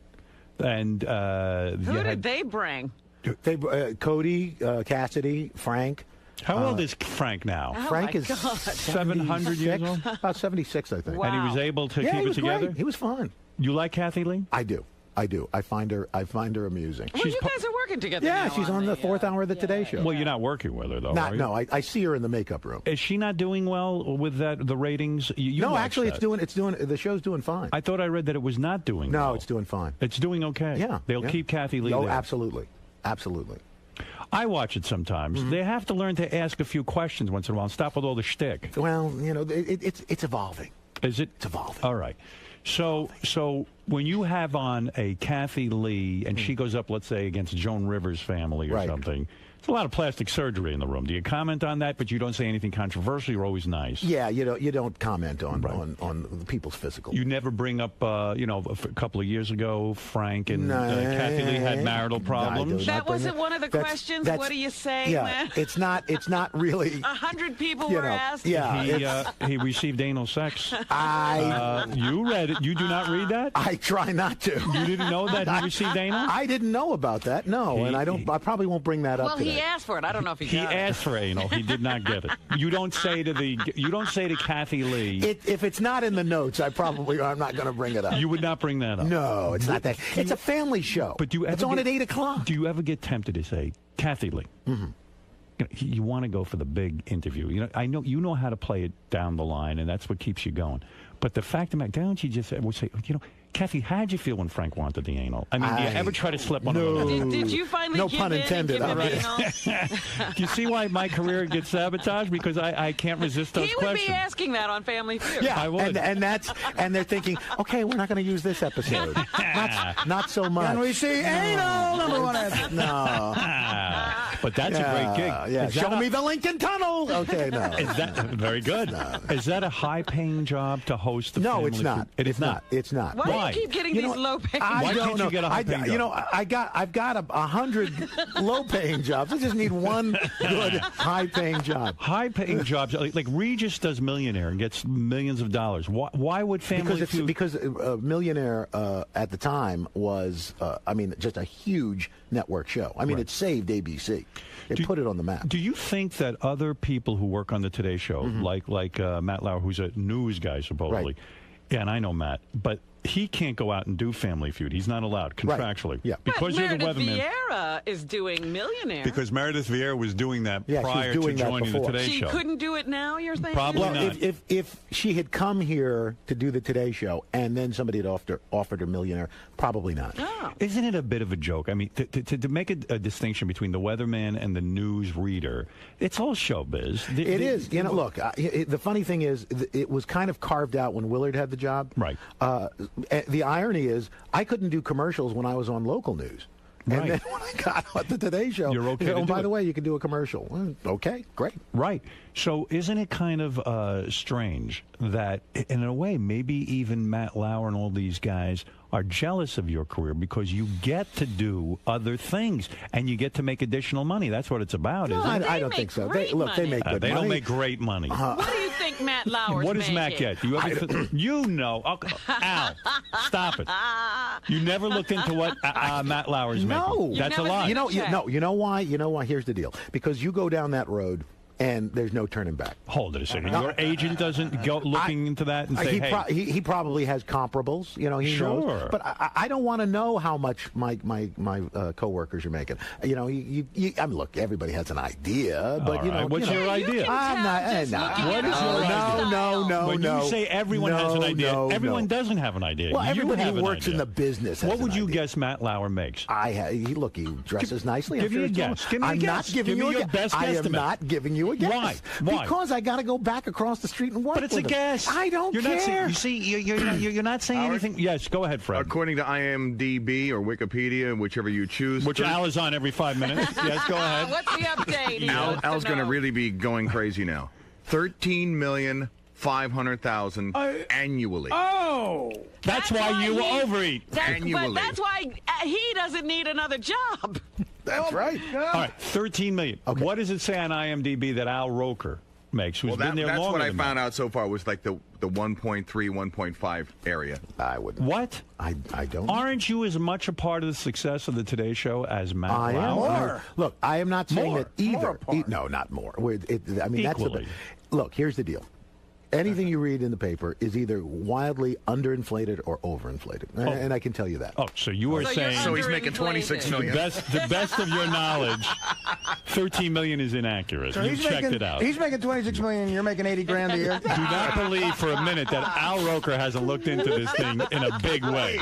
You know, he's putting the best face on this. He's pulling an A-Rod is what he's doing right now. I have never taken steroids. I believe you. Although I do have large breasts, but I have never By the way, steroids. I was looking at the pictures of A-Rod this morning with his shirt off. They have a lot of them now because he announced he did steroids. He had forgive me for saying this, but he has bitch tits. He has. I was shocked at the lack of definition here. Yeah, he has breasts. Is that what steroids do? I guess that's what I'm told. Yeah, you've never worked out with steroids. No. You've never tried. Oh yeah, I look like doing. Do you work out at all? Do you go to the gym? I do. Be a slender guy. You got to, right? You got to stay in shape. I mean, I work out. I didn't do it this morning, but I work out before I come in. How's the marriage going? Everything good? Great. Yeah, really? The kids are okay? Kids are good. My oldest girl's in culinary arts school. No kidding. Providence. She wants to be a chef. So. Oh, that's great. Let me ask you something. Now, you talked about those occasional binges. What do you eat when you want to go crazy? Either vanilla ice cream or French fries. Really? Oh, that's good. Yeah, which are Did you both ever try just dunking horrible. them in? What? Dunking them in ice? Yeah. That's right. Artie, you dunk them in it. French fries dunked in vanilla ice cream. You should see what Artie eats during the show. You haven't lived. You would be in heaven. You would be in heaven. All right, let's talk. I know we're running out of time, so I want to make sure I get to this. Yeah, why is Al subjecting himself to this today? First of all, Al produced a show for Spike TV. He came in here when he produced the first one. And the series DEA, Drug Enforcement Agency, this is the show. It follows the Drug Enforcement Administration agents as they bust drug dealers in Newark, New Jersey. Now, don't come in here one of these days. You're not going to have people busting through this door, are you? No. Yeah. Now, wait, in Newark? I got to be careful. Isn't that where you score your heroin? No. You're ridiculous. He does. He goes to Englewood. Absolutely. No, Newark, Delaware. Oh, yeah, I know you go to Delaware. I don't go anywhere, Howard. Let's move on. Anybody on the Today Show a heroin addict? No. You haven't lived. You haven't lived until you've worked with one. I see Matt scratching every once in a while. No, but here's the thing. The first one you did, you said that Newark was the... how did you put it? The most dangerous city in America. I told you, North Blacks. Blacks. I'll put them up against Roosevelt Black. No, I don't think so. One of the most dangerous cities in America. You called it that. Right. And when you called it that, you got into some trouble. Newark didn't like that. It was a promo. Okay. So you had nothing to do. I didn't write the promo. That said, we amended the promo because, look, the city of Newark has had a tremendous turnaround, and part of that turnaround has been the fight. People turn around and leave. Not true. Mayor Cory Booker has done a terrific job there. Tough job. And law enforcement has worked really hard, and the DEA is part of that turnaround. So, if people watch the show, I think they're going to see these are people that are trying to clean up this area. They really are. It's very difficult. In fact, I did a pay-per-view special out of Newark, and the mayor was actually at the time Sharp James was very grateful that I did it in Newark because they needed money and they needed to have people come in and not be afraid to do it. And we said at the front of the show, the carjacking capital of the world, which it was at the time. And oh, God, you couldn't park anywhere near there. People went berserk. I said, look, it's the truth. It's a war zone. Newark's tough. Remember what used to happen at the airport? You'd go, leave your car, and then you'd come back and take a cab home. Yeah, well, that's true. So, you know, if you're trying to get rid of a car, at the time, it was a great place. So you weren't saying anything wrong, but it kind of undermined the spirit of the people of Newark. It did, and so we changed it. And you know what? God bless. There's one safe section in Newark, the Ironbound down next section, because that's where I used to go when I was a longshoreman to eat lunch. All the paisans still take care of you over there. That's why. You know. Well, who knows? What is it, Gary? You know, just looking, I didn't realize Al. I'm looking at this thing for Al Roker Entertainment. You know, he produces like 50 shows. Is that right, Al? Yeah, I'm looking. Got 50 shows. Are these now? First of all, not all at the same 50 time. shows. Not all at the same time. Like Dick Clark. Okay, look at this. First of all, he's got about 17 shows on the Food Network. All right, that's good. Bahama Reunion, Big Bad Barbecue Show, all that stuff. I used to feel bad for you on that barbecue show because I know Al was struggling with his weight. Sure. And you had the operation. Yep. And I tune in the barbecue show, and you're tasting everything. And that barbecue is very fattening. Actually, the barbecue is not fattening. What is fattening? It's the sides that kill you. And the sauces. Yeah, but for example, like the way I like my ribs, it's a dry rub. There's, you know, and most of the fat is rendered off in the slow cooking process. Yeah, I do the dry rub too. Yeah. That's good. Yeah. Yeah, but you would feel bad for Al now when he was all over the Food Channel and he'd had the operation. Well, that was like porno for Al. Yeah, that's my porno. You know what? Does Al produce the Porn Olympics? Is that one of the shows? No, but he did. He one did of his sports shows. He did the Whoopi Goldberg biography for A&E. The Lingerie Bowl. Are you good friends with Whoopi? I like Whoopi. Yeah. Here's one of my personal favorites for Lifetime: Intimate Portrait, Judge Judy. He produced that. No kidding. Yeah. An intimate portrait. Yes. What did you learn? It was very intimate. Did you learn anything? I had sex with her. I'm very You intimate. did have sex with her. I did. I knew you did. I did. And she did not have herpes or anything. No, she was great. When you had Family Feud and you had this Kim Kardashian on, is she really a celebrity? I guess she is, huh? Yeah. I mean, people were asking me, what was she like? What was she like? I mean, I didn't even know her. Find yourself attracted to her at all? She was a very attractive woman. Big buttocks? Actually, not as big as Ice-T's wife. Oh, yes. Coco. Oh, Ice-T and the family were on, they were too, on. yeah. Coco was like a cartoon character. Yes, She's right, like Jessica Rabbit come to life. You can see. I've seen her from down the block in the neighborhood. You can see her from like 100 yards It's away. amazing. The shockwaves from when her buttocks moves. Amazing. Hey, Howard, there's just a couple other shows. Did you have Dog the Bounty Hunter on Family Feud? No. Yes, we did. We did. Were you offended by him? He did say something racist. Did you work that out with him? Look, you know what? I said everybody's worth a second chance. Was the black daughter-in-law in the family? When She was not at that moment. That would have been a good family. That would have been a great family. That's hot. Yeah, we put cameras in the dressing room to see what happened. I'd like to see that one. Oh, you got to bring them back. Yeah. Go ahead, Gary. Here's another one I love. For E! Entertainment, he did Uncovered, The Hidden Lives of Miss USA. No, that's good stuff. That was good. And then what is this show about? First of all, what's We TV? I never heard of it. Women's entertainment. Yeah. First Ladies of Jamaica? Yes. It's a series on First Ladies of a country. So the first one is Jamaica. We're doing Carla Bruni of France. See, that's interesting to me. These are all his shows, Howard. Wow, He's got that's a ton of pretty good. shows. Very impressive resume. Well, thank you. I got to say. So the DEA show, which is the one you're here, the first one did very, very well. It did. Good enough that now they've turned it into a regular thing? Well, this is the second season. We're hoping after this airs that all your listeners are watching tonight and goes through the roof and we do season 3. You go back into Newark? We may go to another city. It depends. Right, but tonight is Newark? Tonight's Newark. The next 9 episodes, we're in northern New Jersey. And you will be sitting with the DEA and they will go and bust people. They bust people. They get people to flip, to give up the person above them. Right. And that's how they work up the ladder. That's always interesting. Yeah, and these two agents who run these groups, what's interesting is they've known each other since they were in first grade. You know, they're like childhood buddies. Do you think the other agents get jealous that they get to be celebrities and the other ones don't? You know, here's the thing.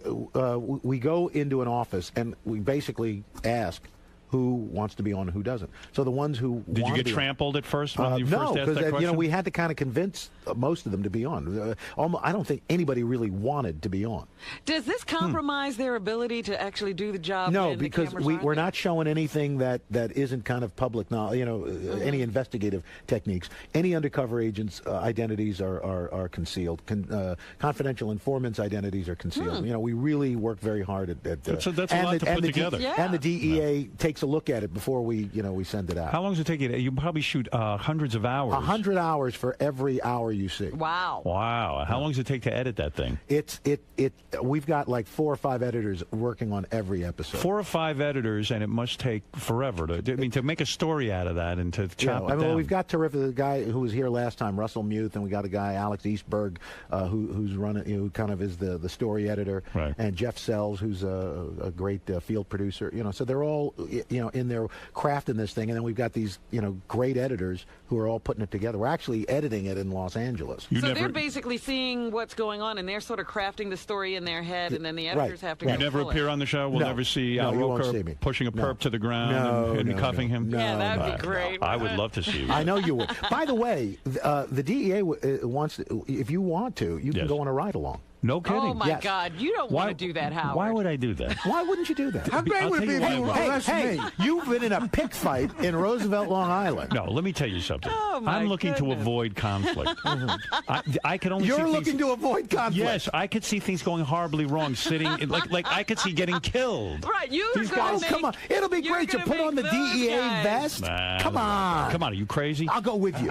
It'll be great. Hey, can I go out? Will they take me? No, come on. They'll bust you. No, I want to. It's ridiculous. You should combine shows in the middle of a bus to a dry rub or something.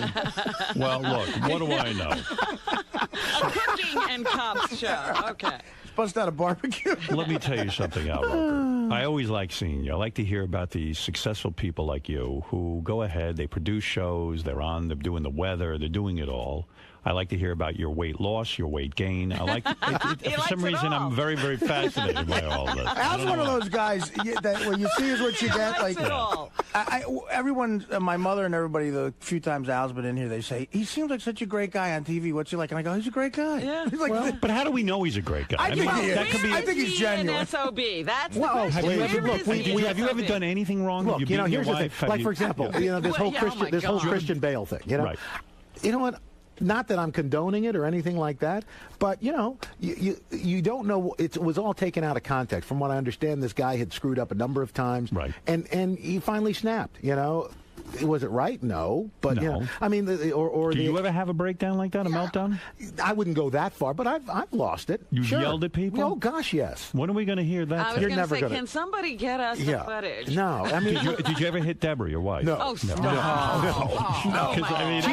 She smacked me around a little bit. I think she can take it. Yeah, please. She's got sick arms. She really. Do you think 10 years from now we'll find out you had a secret family, like a second family? No. That guy from CBS, Charles Perrault. You think that'll ever happen? No. He was on the road too. No, look, I feel there's got to be a demon. Here's the deal. I had to have IVF. I had to use IVF for my 2 kids, so it's, and my other daughter. Did you adopted. really? Yeah. You were not able to conceive a child through your sperm? What is going on? Who knows? Slow swimmers. What the heck? Did you go to a fertility specialist? No, we just talked to them and convinced them to get going a little better. We got them a swimming coach. You've just revealed something here. Yeah. Your children were conceived. This is nothing. It's nothing. No, I wrote about it in my first book. Don't Make Me Stop This Car. No, you didn't adopt kids. Well, my oldest girl is adopted. Oh, you adopted your first child. Yeah. And then Nikki and Leela were conceived. Does by your IVF. Adopted child feel less loved by you than the other two? In other words, doesn't she have an issue where she goes, "Oh, you love them better"? Whenever she fights with you, she goes, "You love them better. They're your real children." No, she finds them annoying just because they're little brother and sister. Did she ever say to you, "I want to go find my real mother and father, my biological"? I don't want to. I don't. That's her. That's her thing. That's her thing. Would that offend you? No, not at all. If she wanted to, I would do whatever I could to help her do it. I would be like, you ungrateful. No. You know what? Look, I'm the the oldest of 6, and 3 of my brothers and sisters are adopted. And you know what? So you're used to this. It's not a big deal. What if she goes to look for her biological father and finds out I am her biological father? Would that upset you? No, actually, it would vaguely make a lot of sense. It would. She's been behaving like me. A lot of sense. Oh my God. So the other 2 children, you decided to go to a fertility specialist. Yes. So when you went there, were you nervous?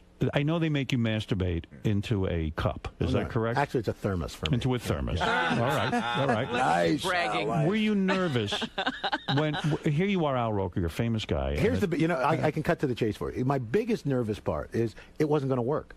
No, but wait a second. No, you go to the doctor, right, and now you have to masturbate. Uh-huh. So you did look at pornography because they put in the room, did they not? Magazines. Yeah, but you know what? I can't. I'm not good at doing two things at once. I don't believe that. So I know. You're a guy. I'm telling you, I did not know. You mean you closed your eyes and imagined something? In other words, you used your own imagination. Exactly. You're a creative guy. That's right. And was there pressure? Because there's somebody standing outside the door. Right. Saying, where's that cup? They give you an hour. Really? Yeah, but how long did you stay in the room? Well, given my predilection, it was only about 30 seconds. Is that true? No, I don't. You were able to come that fast, even being with a nurse standing. I don't know. Who's counting? Does your wife go with you? Does she say, "I'll help you out. I'll use my hand"? No. Because you would want her to create. Sometimes it's a pain in the ass. It's make more pressure. You can do it faster yourself. I know for me, I can get it done. You're in a foreign environment, very clinical. But wouldn't you want your wife? In other words, like if you're looking at porn, it's weird that someone else, another woman, created that orgasm. But Al, wait a second. Yes. I got to understand this. Okay. I've never gone and given a sperm donation, so to speak. You go there, they have to analyze the sperm. Before they even do anything, they got to find out, gee, do you have enough sperm? What's going on? Okay, what's happening? right. You go in. They say to you, Mr. Roker. Yes. Do you worry that there might be a camera or something like these people want a picture of a famous person masturbating? I wasn't until now. I'm saying. Now I'm thinking maybe there's some video somewhere. Could you imagine? Thanks a lot. And you did not feel the least bit inhibited. No. Being Al Roker, masturbating. You trusted the doctor when you walk out, I'm being serious now because I think a lot of guys would be afraid to do this. Dropping loads. Right. When you take the little cup. When you take is it a cup? Yeah, it's a cup. You walk out, you hand it to the woman and say, Here you go. Wow. It's in a bag. You put it in a paper bag. You have your name on it, and here you go. And it stays good? What do they got to do with they're it? taking it right across the hall. They analyze it. They refrigerate it. When they analyzed it, what did they say? You don't have a lot of sperm? No, they say it's there. It's just low motility. They don't swim very well. Oh, wow. You actually have a disability in a sense. As it were. Wow. Well, remember, Al Campana said we couldn't swim, so. No, but you're don't listen to him. Or think. So then they bring your wife in. They inject her with the sperm. Well, no. It's in a test tube. They inject the sperm into an embryo and into an egg that they've harvested. Boom. And then they implant. Fertilize it, make sure it's viable, and then they implant it into Deborah. Right. Wow. Yeah. That's a lot of work. It is. Has there ever been mistakes where they Plus, I had to give her hormone shots. It was crazy. Wow. Yeah. Have there ever been mistakes where, like, a Chinese kid comes out? Like Sure. they actually... Yeah, there was a famous one. Remember the black and white kid? Yeah, had a black and a white kid. Yeah. Were you nervous about that at all? I was hoping that there would be a mistake so that maybe so that the kids would have a better shot at looking good. Wow. What about? I didn't know that you were that you had masturbated in a doctor's office. There you go. I can't even you have picture new it. respect for me now. And you take off all your clothes? No, you don't take off your clothes. What did you Can't do? you do it at home? Can't you do it at home? You actually you can. And then rush in. And then it has to be in within a half hour. You could do that. My cousin did this and gave birth to a zebra. There you go. You know what sucks about Al not having those years of banging a lot of chicks is he wouldn't have had to worry about getting someone pregnant. He would have had a fun time. That's why I know there are no other kids running around. What did you think about that day when you were masturbating in the doctor's office? What was your fantasy, if I may? I really don't remember. French fries and vanilla ice cream. When you masturbate, do you think about women from the Today Show that you might have worked with? Like, let's say Katie Couric or Ann Curry. Nancy Snyderman. That would be a great headline if you could just say you've masturbated to Katie Couric. Katie Couric would be a hate Give me fuck. that little bit of information. Katie Couric helped me have children. Yeah, Katie is really part of my children's lives. Kathy Lee. If only Sarah Palin had been on the scene at that point. Did you find her attractive, Sarah? Yeah, she was very attractive. Me too. I kind of got off on that myself. Yeah, please. When you think about when you're doing this, now that I know that you are a masturbator, chronic masturbator, when you're doing this, something. Do you think about a woman you've been with, or do you think about a woman that you would like to be with? I think it depends on the day. The day that you were conceiving, I don't remember. You don't remember who you're thinking about? I don't remember what I had for breakfast yesterday. I think you do remember. I do not. And I think you looked at porn. What do you think of that? In the doctor's office. Yeah. I'm telling you, I did not. What magazines were in there? I didn't even Jugs? look. First, here's the thing. Here's the thing. Right. I thought, do I really want to pick this magazine up in this room? Ooh, good point. Where people have been... No. You're right. No, and in fact, to Artie's point, Leela, it was in the room. With Nikki, I was at home. Right. Oh, okay. that's good. That's good. All right. So use your own port. Listen, you got to watch Al Roker. The man has come clean. He admits masturbating. Listen to what he admitted to today. He masturbates. Mm-hmm. He thinks about dirty, filthy scenarios with various people, been with and not been with. That I worked with. That you work with. And he doesn't have Michael Phelps in his balls. Right. Matt Lauer, he good thinks swimmers, about. Yeah. No, you would never be gay, would you? At all? Hey, depends. It depends, really. You're You open would to never it. be gay. Are you open to being gay? It depends on the person. Right. You've had homosexual. I have not, but He's just Are a you nice attracted guy. to Matt? I never say never. Are you attracted to Matt Lauer? He is a sweet piece of man candy. All right. He Well, is. there you go. That's very honest of you. A lot of guys are uptight about that. Did you cover President Obama's? I did. You did. Did you get to meet Did with you go to him? Washington? I went to Washington. We were down. In fact, I got the first comment from the president. What did you? Walking What did down he the say? parade? I said, "How you feeling, Mr. President?" He said, "It's warm." Is that what Gave he me said? a thumbs up. There you go. Yeah. I mean, it was a great moment, right? It was spectacular. Yeah. I think a lot of people are very hopeful now, and I tell you, it's exciting. It is. It is. Al Roker's DEA on Spike TV. Yes, this sir. is going to be a big show for Al. In other words, this is the sophomore test, they call it. Yes. Yeah, the first one was successful, but will people Can come you back and watch the repeat? second Boom. one? Can There's you a repeat? lot of That's pressure it. on them for this. Al Roker, Come on DEA. a ride along. Come on. Can he do it at noon? Yeah. Yes. Yeah. Yeah, I can't go at night. I got to go to bed. You know what time you go to bed? What time do you got to be at the Today Show? Let me find out your schedule. I get to the Today Show at about 5:45. 5:45. Yeah. I go to bed about 9:30, 10 o'clock. You do? All right. Yeah. Okay. Get up at 3:30, do the thing. Sounds great. Boom, out. And then what do you do the rest of the day? I swing by, get some fries and some vanilla ice cream. And then you masturbate and make children. That's right. Al Roker's DEA premiere. Did you tell the kids that that's how they were conceived? Yeah, they know. Do you think that bothers them? No, they've met the doctor. They did? Yeah. But they really haven't pictured what their father had to do. No. Well, they're 10 and 6, for God's sake. Come on. Wait till they grow up and they go, Dad, where did you do this? Yeah. You only have to do it the once or a couple of times you have to masturbate? I think it was once. When they get older, will you show them the room where they were conceived? No. You will not. All right, okay. Al Roker, everyone, we're going to take a break. We'll be back right after these words. Al. Yes. So you come on for DEA and you end up talking about jerking off into a thermos. Well, I wouldn't quite put it that way, but this way. Oh, what's that, Al? I wouldn't quite put it that way, but a little less elegantly put. But yes, I guess that would be the crux of the matter. So how'd it go in there? Good. Yeah, look, I love talking to Howard. You always have a good time coming on. Always right? good. Beats a poke in the eye with a sharp stick. Can you explain what's going on? Hi. Yeah, these, All right. JD. Let's go. How are you feeling? JD, how are you feeling? Well, yeah, I mean, but I'm always, I you know what I mean? Like, I don't, Yeah. What did you... This is JD talking to the doctor. Right.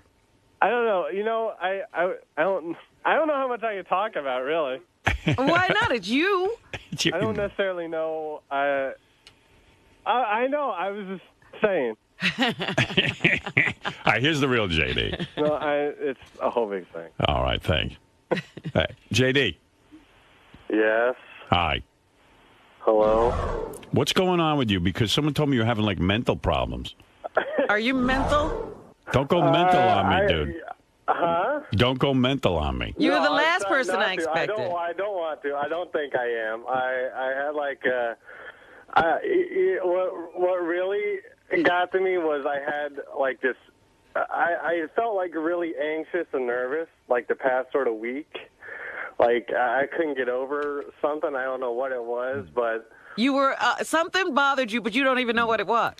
yeah, like I would if I thought about like riding on a train or being somewhere like away from my apartment for more than being out in the city, being that far out, like it just made my stomach sort of like nervous and in knots. And then I tried, I felt a little bit better on Friday morning, and I tried going in, and I had like this sort of mini panic attack or something. I rode 5 stops, and then I got right off and turned back around. Uh-oh. I'm wondering if this has something to do with he hangs around with Artie a lot. And, Artie's got all kind of issues. See, this by the way, Artie's not even here this morning. I saw that Artie wasn't here, Yeah. and when you first started telling me about JD having these problems, I'm like, is he running, is Artie influencing him? Are you No. What do you want to be like Artie? No. Yeah, you're little Artie now? No, I don't. JD, let me understand something. Answer some of my questions. Let me clarify this. Okay. All right. You originally you've been out now, 4 days? Well, I did go in last night, and I left like around 4:30. So you're claiming that you did a day? Did you take the subway here? Yes. Okay. And I took it Saturday too. Okay. So you originally started staying home because you had a stomach virus? No, I stayed home. Let's see. I go in Tuesday night and Wednesday night. So that'd be Wednesday and Thursday. I was sick more. I had like a cold or flu or whatever, and coughing and stuff. I would say Wednesday, Tuesday night, Wednesday, and then Wednesday night, Thursday, it was more of a nauseous, whatever feeling, and then that sort of. And then I tried going in Friday. So do you think you're actually sick? I mean, it's not just a mental thing? No, I think that sickness is gone now. Now it's panic. Yeah, I think I'm pretty sure I'm okay physically. I'm just sort of, whenever I went to this doctor, I went to just like some sort of walk-in thing because I don't have a regular doctor because I'm not responsible. You're kidding. But I told him about what was going on and he sort of said because I actually tried taking half a Xanax on let's say Friday. Who night. told you to take a Xanax? The doctor? That was my idea. Yeah, you can't do that. Where did you get Xanax? I know. Where'd you get it? Just a friend. I'm not going to, say where I get stuff. I don't want to get people in trouble. Right. But I was just wondering, you didn't get it from a doctor. You're just taking other people's pills. No. I took half a Xanax on Friday night. Yes, to answer your question, Robin. He self-medicated. No, I'm not even all that self-medicated, really. And then Saturday when I went to the doctor, and got the confirmation that I was physically okay, and I told him about my panic attack and stuff and how I get nervous sometimes and whatnot. He talked about Zoloft, and is that what Jason's on? I don't think so. Almost my whole crew is medicated. Yeah, I was going to say, but even, a lot of them are. JD, your friends are giving you the wrong medication. You see? But don't you think Zoloft is? This was a doctor. No. Your doctor said Zoloft. Your friend gave you Xanax. No, well, I thought Xanax myself because I hear, I've just heard people talking about Xanax and how it can calm you down or something. So did it calm you down? I felt better. I got like 5 hours of sleep, which is the most sleep I've gotten in the past week. All right, let me understand what's going on with you because I got to straighten you out quick. I'm trying to straighten myself out, but you're not good at it. Trying. Imagine him trying to straighten himself out. What could make him so nervous? I don't know. I think, anyone on the subway is nervous. No. He's sitting at home nervous. He's not encountering the subway. No, there's something going on with the subway, and I'm certain. I think I might be able to piece some of this together. mugged. He got mugged on the subway, but that was years ago. Still, maybe he didn't get over it. Jason post-traumatic stress, Robin. Jason was telling me he rode 10 years later. He rode the subway with him with JD recently. Jason did. And you know how, like, when you take the subway, like, there's certain spots you like to stand, like, I'll be at the front of the train or whatever. Right. So Jason goes, I'm going to go down there and I'm going to go to the front of the train. And he said that JD got, like, all nervous. He's like, oh, no. I got to be in the middle. That's where the conductor is. I got to be near the conductor. And Jason said he just kept talking about being near the conductor. The conductor's in the middle? Yeah. Middle car. How does he see anything? The conductor's in the middle? Well, he should be at the front. Maybe JD's got a right to be nervous. No, he can see whenever he opens the doors, he looks out the window, but, whenever the train's in motion, he can see within that car. Yeah, but how does he see? Oh, you mean, How does he drive the train if he can't see the front he doesn't ride the train. He doesn't actually drive it. He just sort of watches, looks out. He's not the engineer. Yeah. Oh, he's security, in other words. But he knows exactly where that guy is, so there's something bigger going on. Are you nervous that you're going to get beaten up so that guy can help you, or are you nervous that just because the train's going to... I mean, I'm always sort of I'm always sort of nervous about just anything because I'm just a nervous Nelly, to put it in a gay term. But this was just sort of like it wasn't going away. Like nothing. I was nothing. It was over anxious, over nervous about just thinking about anything of being away from somewhere. I don't know. It was just odd. See, this is the start of agoraphobia. Yeah. JD's getting afraid to leave home. That was another, fear of mine. That's cool if you're Howard Hughes, but if you're JD, you got a big problem. You know. Yeah, being attached to that apartment, I don't think is a good idea. You don't want to be agoraphobic with no money. No. Yeah. No. Well, listen, dude. I mean, you got to pull yourself together. Oh, great. I'm not. Let me read you the riot act here. What's going on? I've only taken. I got prescribed a Zoloft, 50 milligrams. The guy told me to take half. First of all, you want to go to my doctor. What kind of fucking doctor are you going to? Hold on. You got insurance. Go to a good doctor. He went to a walk-in clinic. Ay. Well, because I wanted to go. I don't know anything about medicine, but isn't walk-in clinic mean like the worst doctor? Oh yeah. Yeah. What kind of doctor was he? There's a guy. It was, Did he even have on a white jacket? No. He's probably got jeans and a work shirt on. No, it wasn't. Yeah, your local hippie doctor. Yeah, was he like a young kid? He was a bit younger, and he did try to talk a little cool, and it got a little weird. So I was a brain surgeon. What do you mean he would try to talk a little cool? I don't know. He was just like trying to seem young or whatever, like hanging out with his friends and stuff. Like what? He was talking about his friends being on Zoloft too, and I was like, oh, okay, all right. So you mean you're gonna go on a medication from a walk-in clinic doctor who saw you once? Dude, that doesn't sound right to me. You'd be better off getting the pills from your friends. You went in and just said you were anxious. And he said there was nothing wrong with you physically, you're just in your head, right? Well, I was the one that sort of said, that I get, there's something, it might all be in my head and stuff, and then he sort of just like he said I shouldn't take Xanax because that's too addictive and stuff, and then he said something about Zoloft, how it wasn't as addictive, but then, once I get home and I read all about Zoloft, that's all I hear about how addictive it is. No, you don't need that. Well, that's what a walk-in doctor will do. Yeah. He won't know the medication. I like that the walk-in doctor wasn't sure. It's kind of addictive, but not really that addictive. You don't think the walk-in doctor's really reading up on stuff. And he goes, a lot of my friends are on it, so don't worry about it. Right. Yeah. JD, look, here's what you got to do. Today, you got to go see a real doctor.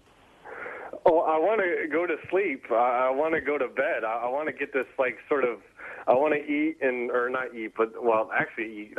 Whenever you take Zoloft, you don't have an appetite. So what do you want to... So wait. What do you want to do today? You want to go to sleep? Yes, I'm going to try and sleep, and then I have to go to the grocery later because I have nothing in my house. And then I'm going to work tonight. So these are your priorities? Yeah. Maybe your hours are weird. Well, they are weird. Yeah, well, maybe you need to, maybe figure out a different work schedule. Want to sit down with me and figure it out? Because you know what he does? He gets up at midnight, and he's here at 1 in the morning, and then he's here till 10, and... I know, he's not getting any REM sleep, and he's probably lost his mind at this point. I tried to figure out some sort of schedule, but I don't like riding the train in the middle of the night, and then... So don't do it. So come in when the rest of us come in. But then, something might not get, I'm not going to JD, have stuff watch ahead of time. Watch your TV shows at night. Figure out what at your apartment. Figure out what you want to pull when you get in here, and then do it when you get in. Oh, all right. I'll figure something out. I'll try. Maybe I'll try and get in around 4 when Scott gets in or something. Yeah. You know what? Sit down with me. We're going to figure out a work schedule for you. Okay. All right. Okay. Because you're not doing it right. Trust me, my biggest worry is being fired because of all this stuff, and that's because this is this is the most important thing to me, and that's why no kidding. Well, this is going to be like a self-fulfilling prophecy if you can't get out of the house. No, I know. You want to be fired? He hasn't been able to show up to work. Of course you're going to be fired. He's like, my biggest fear. No, you can count on that. Yeah. You can count on being fired if this keeps going on. No job, no insurance, no Zoloft, no nothing. You know. Listen to me. You go see a real doctor. You know, I love all these guys who, you know, they secretly are sicker than me. Yeah. And then they're always laughing at me. I don't laugh at your office. The only thing you should be worried about or having anxiety about is finding a chick to bring to my party. Oh, that'll kill him. What kind of medication will he be on if he has to What are you saying to that, JD? I thought about that too. Trust me. Yeah, he's anxious. I got a lot of things that I'm thinking about. That probably sent him over. I'm thinking JD would be super articulate if he just start working during the day. Maybe he's just dopey from lack of sleep. No, maybe there's a medication for articulation. Yeah. Was your doctor like, he wasn't even a Jewish guy, was he?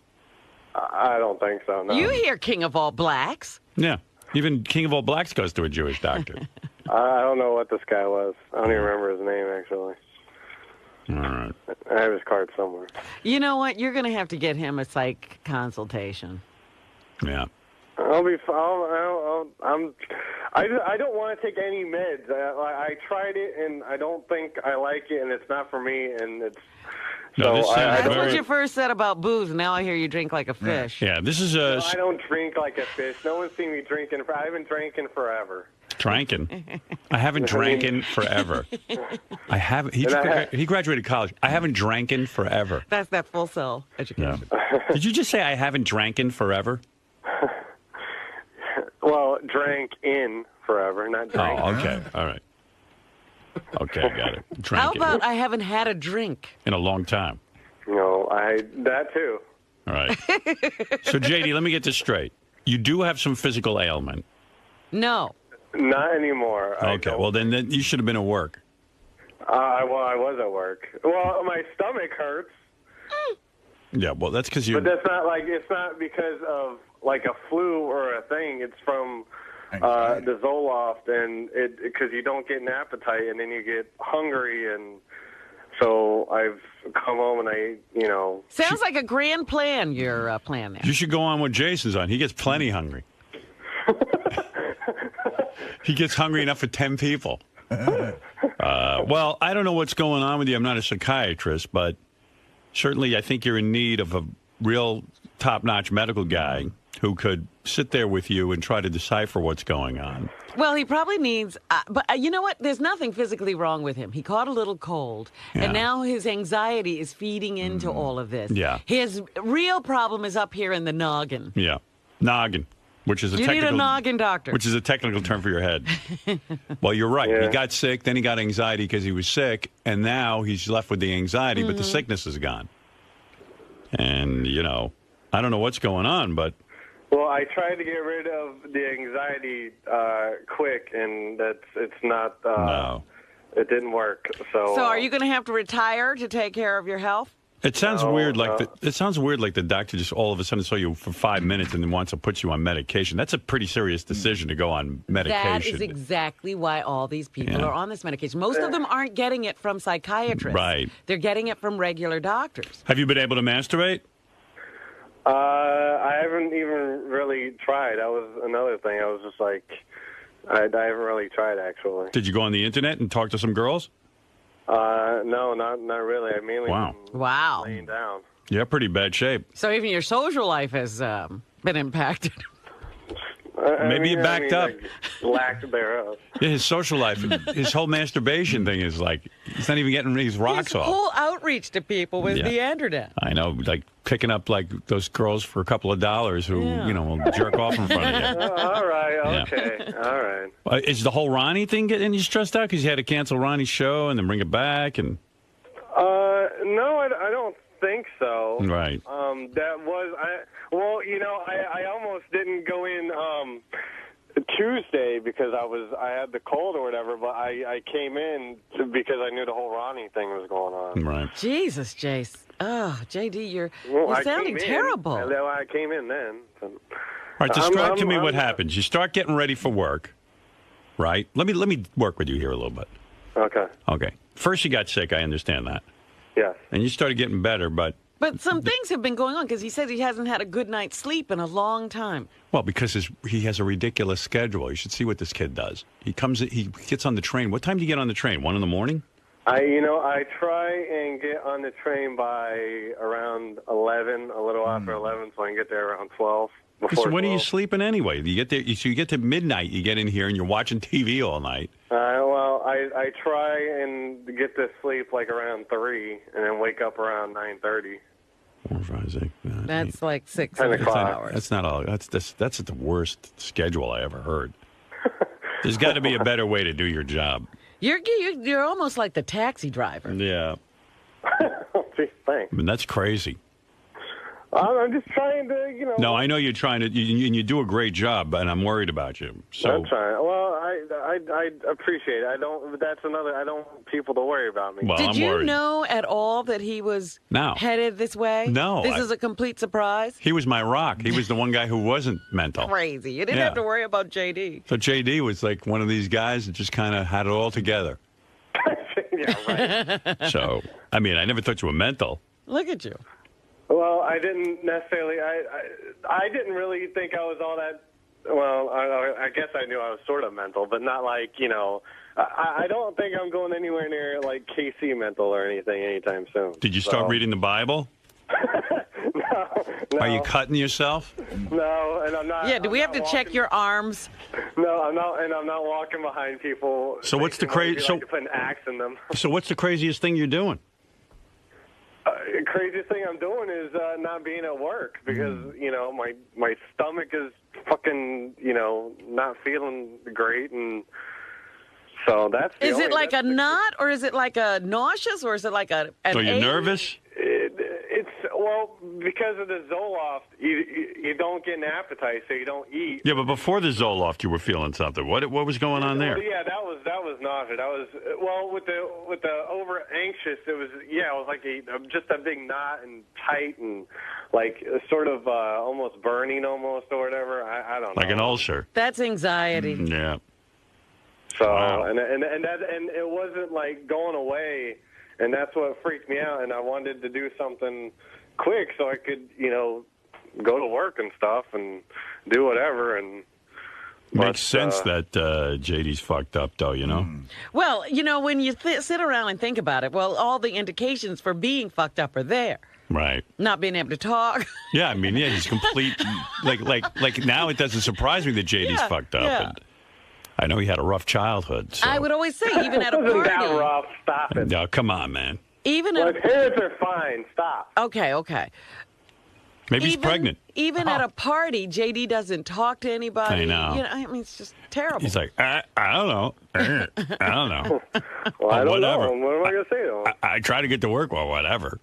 It's like, He goes, I try to get to work and do whatever. You're working. What's the craziest thing you're doing? I don't know. Imagine the trip to the doctor when he's explaining to the doctor, young man, what's going on.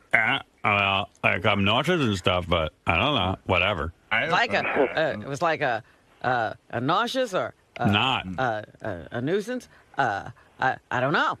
Like a knot. But it was like a knot and it's burning. Then you got to be sitting here wet. wondering why Artie's late. Like, what's going on there? We should just lock these doors. I know. Everybody here is crazy. Everybody's nuts. What do you think's really going on with JD? I don't know. Robin says that it's, I think it has to do with when he was mugged on the train. Robin says it's been a long time, but you can sort of harbor some of those feelings and they sort of build, even if it's a period of years. And, we joke about what happened to him, but, like, he got the shit beat out of him. Like, he got punched in the face because he was on the train in the middle of the night. They took his iPod, and I think that, if you've never been punched in the face before, it's one of those things you remember. So I think that might be part of it. I think he might be having some anxiety.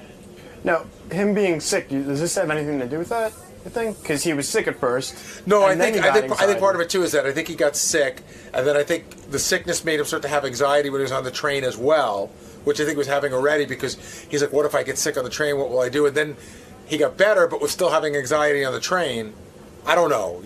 I'm just guessing. He's never discussed it with me or anything. Do you think medication is the way for JD? It might be. I mean, if he's having anxiety, that's what they make anti-anxiety pills for. Do you think his self-diagnosis was correct? You know, he was taking like pills. Well, no, he was self-medicating. He borrowed his Xanax from somebody. That's, you know, I get it. You take a Xanax. It's just, a Xanax is just, you know, makes you feel good. You know, you'd have two glasses of scotch and get the same feeling. It just relaxes you. And so he did that, and, you know, then he went to a doctor and they gave him the Zoloft, which, you know, John Hunter was saying Zoloft seems like a big, you know, it seems like a big hammer for a small job. But we'll see what happens. Who gives a fuck about JD? He doesn't care about me. Why should I give a fuck about him? You're still bitter?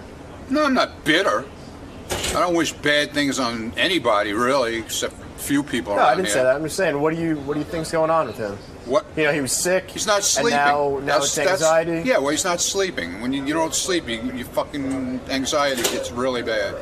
So it's finally I know the feeling well because I haven't been sleeping too well lately. So, yeah. So what is it, like he cracked? Pretty much. He had a little bit of a breakdown. JD has a lot of anxiety issues. They aren't new, and they've apparently been manifesting themselves for a long time, and it's starting to cripple him. So I feel very bad for him. What do you think exactly is causing this? They said like his hours are crazy, maybe the past experience on the subway. Look, the hours don't help. He works crazy hours, and yeah, he was punched, mugged, robbed on a subway about 5 years ago, which is scary as hell.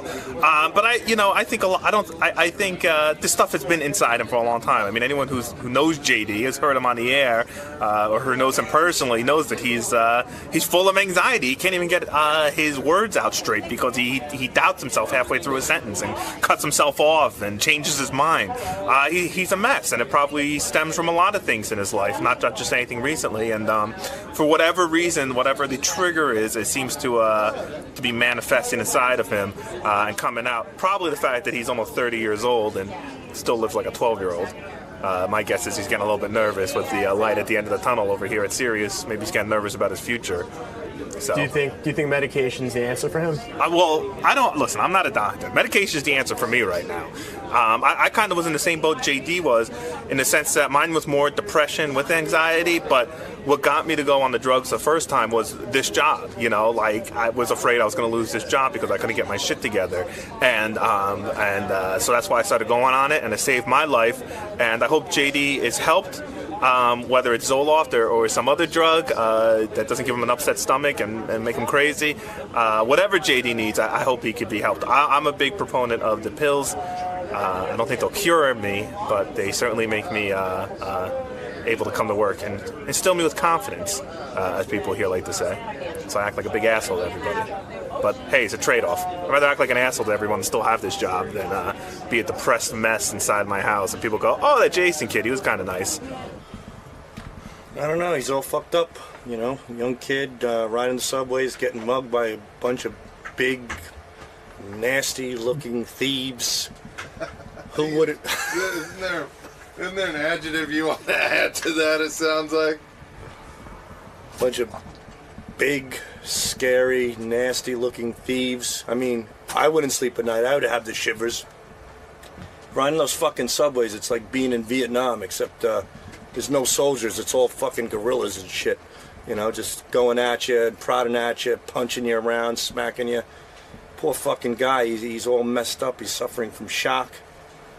The system's got to change. Now look at him. He can't watch his TiVo, he can't go on Facebook and email married chicks, and you know, he can't do his dabba raps and everything else. He's all fucked up. I don't know. I think it's just like, you know, I don't know what the root cause is. It's well, they seem to think it's like his scheduling. That might the lack of not sleep. Whenever you sleep, if you're not getting enough sleep, that definitely makes you mental. So that could be part of it, but I don't know. It's interesting. He feels nervous on the subway, but he feels so nervous away from home, even more so, because he'll take the subway to get back home. So I don't know. I'm gonna go give him a hug when I see him.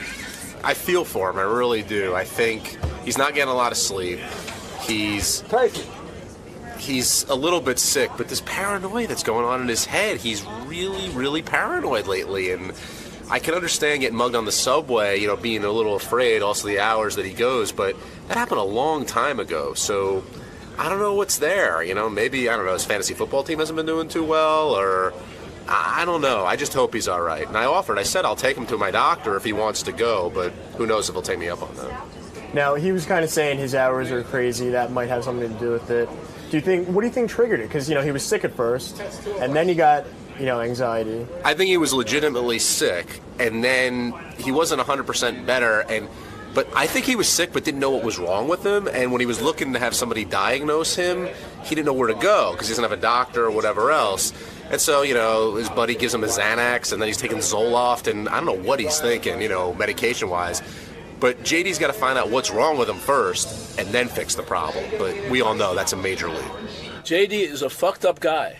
I don't know what's going on with him. As a kid, he shouldn't have these issues. Anxiety, and I don't know what the fuck's going on. But I tell you what, he needs to get laid. That helps everything. That's my answer. He was saying, his hours are really crazy here. Do you think that might be causing it? Well, the hours are a little screwy, but, the guy doesn't sleep. He, who knows? He gets up at 5 in the morning and... He gets up at 10 at night, and he comes to work, and then he goes home at noon. Now, he said he was going to maybe try to have your hours. Do you think that would help him? No. They're just as screwy as anybody else's hours around here. But not according to what Howard said, because if he's got to watch the shows at night, when's he going to sleep? If he's got to stay up and watch them, that's stupid. You got to be able to sleep from 8 p.m. to 3 in the morning to have my hours. So he can't sleep during those hours, so that'll really get him fucked up. I think he's better off staying and doing what he's been doing. He's probably a homo or something. He doesn't want to come out of the closet at this point. He clearly, has some issue with girls. He doesn't like them. He spends no time with them. So it's just difficult for him to, maybe he's getting one of those high-pitched mic tattoos where the day he plans to come out, and he'll come in here and make a big, announcement that none of us can understand because he mumbles everything. Are you worried? About him being gay? Yeah, Christ, that'd be awful. I can't think of anything worse. So, Richard, who barely understands anything about modern culture because he grew up on a farm. Yeah. He's they don't see doctors and dentists. No. Richard came to New York and goes, dentist? My dad says not to trust them. Well, Howard, he came to me and he goes, I got this thing. I'm going to go see my doctor, but I can't get an appointment. I go, well, why don't you go see a podiatrist? And he looked at me like I was crazy. I go, a foot doctor. I go, you have foot problems. Why don't you go to a specialist? And he's like, that's a great idea. It's like Eureka. It's like, when early man saw the wheel? Right. Or fire. You're like Richard's like you just introduced him to fire. That's the greatest thing ever. You mean there's a doctor that will look at your feet? It's like, what? I don't understand. So Gary sends Richard over to the podiatrist. And the podiatrist says to him, look, you got to stop drinking for the weekend. Just for the weekend? Well, He knew it wasn't possible for him not to drink forever. This weekend, don't drink. Yeah. So Richard's walking around now. He's like, I did what the doctor said. And not drinking, there's no fun. Right. That's not fun. There's no fun. It's boring. He goes, it's boring. Fucking boring. He goes, the weekend was so boring without drinking. And I'm like, oh, my God, does this guy have a problem? Well, there was an Onion headline once where a guy who was an alcoholic says, alcoholic who's been on the wagon for a year says, today will be just another boring day. You're right. That's funny. So the weekend was boring? Very boring. Do you have any interests or anything? Well, yeah, no, I still did stuff. I played guitar, wrote some music, just did things, but drinking just makes everything so much better. Yeah. Life isn't good enough. He has to make it better. So you didn't have any drinks? None at all. But your girlfriend drank? In front of you at brunch. Yeah, it was tough. I mean, does she love you or does she have a problem? I mean, no, it was fun. She had like 1 or 2 mimosas, but just she doesn't have gout. Why should she have to? No. But sometimes you don't. He's going through a tough time. You say, hey, maybe for the weekend I won't drink. Look, if I had to have brunch with Richard, I'd be drinking. Right. Well, that's you, Robin. But no, I would never. It's her too. I would never expect her not to. Yeah, that's right. So it was difficult for you to watch her sit and drink. It wasn't difficult. It was just like, wow, I wish I could have one of those. So yeah, because while she had 2 mimosas, he would have had 2 bottles of mimosas. If my feet were doing what your feet are doing, I'd never drink again. I bet they're drinking over. Drinking over. Well, it was food that caused it, too. It's the beer, too. He's ignoring that. Hey, Richard, did she tell you things not to eat? Because I heard you just had a giant bowl of chili for breakfast. Yeah, I did. But it's Lisa made the chili. It's healthy. How do you know that? She well, said. I made it with very lean ground beef, and there's nothing else in it, just vegetables. Is it organic? No. Yeah, so. Why didn't he you just needs eat all the healthiest stuff? Why didn't you just eat like a plain something? What is it with you? I usually get an egg white, but Lisa's a great cook. Aren't you afraid of I'd be in fear. I would be so afraid that anything might blow up my foot that I'd be adding food back in very simply, one thing at a time. That's how I would do it. To make sure it wasn't going to happen. Well, I have been careful. I've been trying to eat a little. I had a turkey burger for brunch yesterday. Yeah. So let's give you a medal. Yeah. It's baby steps, you know. Baby steps for baby feet. Yeah. So how now big was that turkey burger? Probably half a pound. It was covered in mayo. How soon can you go back to drinking? I'm going to find out from the foot doctor, but hopefully very soon. So but I don't, I've been good too. I don't drink during the week either, so I'll at least wait till the weekend. Now, what if the foot doctor says to you, look, Richard, I suggest you do not drink for the next year? Howard? And then I'll tell her I think we have to amputate the foot. Howard? Yeah. Every website that I go on, and Richard, listen closely, every website that I go on that deals with gout, the first thing they mention is excessive consumption of alcohol as like the #1 factor. Yeah, not food. And what is excessive by their definition? Richard. They have Richard's picture next to that. They always say, you know how they say if you have more than 2 drinks, it's excessive. But dude, you go on trains and suck down cases of champagne. It's true. I know, and I'm the first to admit I do that. It's fun. Drinking is fun. Didn't you drink out a restaurant one night? But can't you just an have airplane? I did one time. Can't you just have 2 drinks? It always has to. You have to be obliterated. Once in a while, I'll have 2 drinks. Yeah, if it's during the week or something. Howard, talk about. Remember that time we talked to you about your mimosas at that brunch? How much do you drink? Oh, I can drink. I could probably drink 100 mimosas. Yeah, see. Right. 100. And but that wouldn't be enough. They're in little bitty glasses, though. Yeah. And then he said he started getting them to pour them into big glasses because they were having to refill the champagne flute too often. They'd have to come every other minute with those little champagne glasses, so they started putting them in beer mugs for them. Right. Mimosas in a beer mug. Yeah. Why don't they just bring over a trough? Oh, sometimes they'd bring a pitcher over, too. But I'm talking about severe drinking. I'm talking about like in your lifetime, you've been wheeled off a plane in a wheelchair because you've been incapable of walking. But that was to going to Bubba's wedding. That was a fun event. I was excited. And so if it was a fun event, maybe you could have lightened up on the drinking. In other words, you were about to have fun.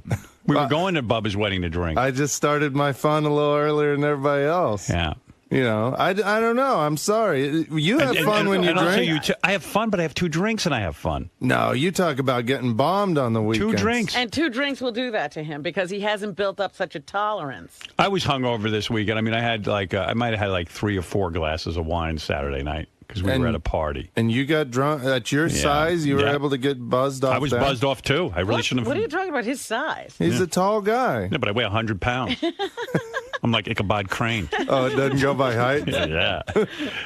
I mean, my feet ain't blowing up, that's for sure. But he's also on medication for high blood pressure and cholesterol. You are? Are you Yeah. serious? Oh, I At didn't your know age? that. Yeah. How old are you? 35. Good Lord. Aren't you do you want to live or like are you just like No, I don't care? I want to. That's why I'm on the. If I didn't want to live, I'd stop taking my medication. How But about the just medication is going to kill your liver. yeah? The medication could be stopped if you just ate well and drank and didn't drink so much. Not cholesterol's usually no, a family can be fought. Cholesterol can be lowered naturally. That is such a myth. It's not true, Richard. But it's my cholesterol's good now. They're weaning me off the medication. The It'll cholesterol. go right back up because you're not eating well. I'm eating pretty well. But, I mean, besides the chili this morning and stuff. It's just worthless to talk to. True or false? You tip flight attendants to keep bringing you booze. Yeah. That's true, right? Yeah. Yeah. How much you give them? Usually $5 to start That's out. all it takes? And what do you say? Like, Well, they don't. They try to refuse tips. They're not supposed to take it usually, but I'm like, no, take it. You give them $5, and that ensures what? That they'll constantly keep the alcohol. Like, in other words, you never have to wait for a drink. Well, not that. It makes them feel better about serving me so much alcohol, I think. Right. They're like, oh, this guy's nice. We'll give him a bunch of booze. Right. And then when they have to wheel you off in a wheelchair, do they get upset with themselves, do you think? Well, they don't wheel me off. You know, whoever I'm flying with wheels me off. But they got to call for a wheelchair. Yeah. Ugh. But we're usually I've never been wheeled off of the plane. I'm usually, walk off the plane and then get wheeled. Yeah. I see. Mm-hmm. Yeah. I can't wait till they just throw them on a luggage cart. He packed an entire suitcase with champagne and orange juice for a long train ride. I know. You know. That's what you call a person who has a problem. Richard, so congratulations, man. You made it through the weekend without drinking any alcohol. I did. How do you feel? I feel great, but it's boring as hell. I love drinking, and this just proves that, for me, drinking makes everything fun. So how long is this going to last? Oh, hopefully not more than another day or so. I'm ready for a drink. It's the holidays, man. Come on. You can't watch Rudolph and Frosty without a drink. Now, along with, not drinking, you're supposed to be eating a little better? Yeah, well, that I do try to do. Like yesterday for brunch, I had a turkey burger with a salad. But for breakfast this morning, you had chili. Yeah, but it's Lisa G's healthy chili. So you sure it's healthy? She said it is. I mean, and she eats it, and look at how thin she is. So I trust Lisa.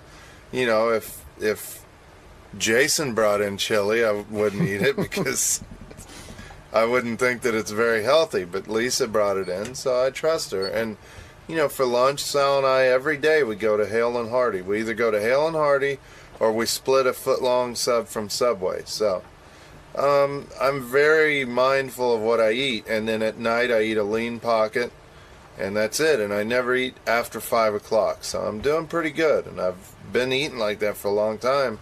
It's just on the weekend and on Thanksgiving I went crazy, so I need to be a little careful on the Christmas weekend. Yeah, Christmas is coming up pretty soon, and there's going to be a bunch of holiday parties. Yeah, and I'll just have to watch what I eat. You're going to control yourself during those the parties? Control the eating, the drinking, I'll probably still go nuts, but, at least now I have a heat pad for my foot, and I know to drink a lot of cherry juice and different, juices to kind of keep the blood flowing through the toe.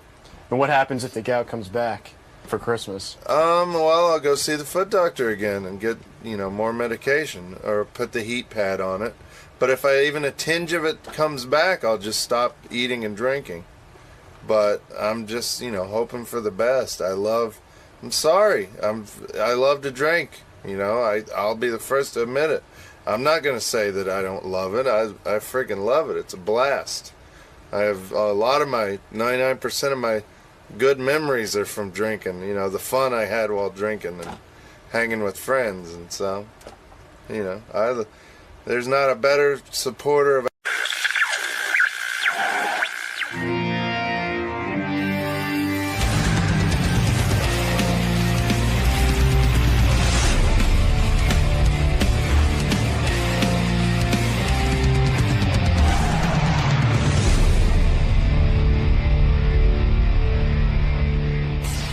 Some dudes out here, Mr. Yeager, whatever his name is.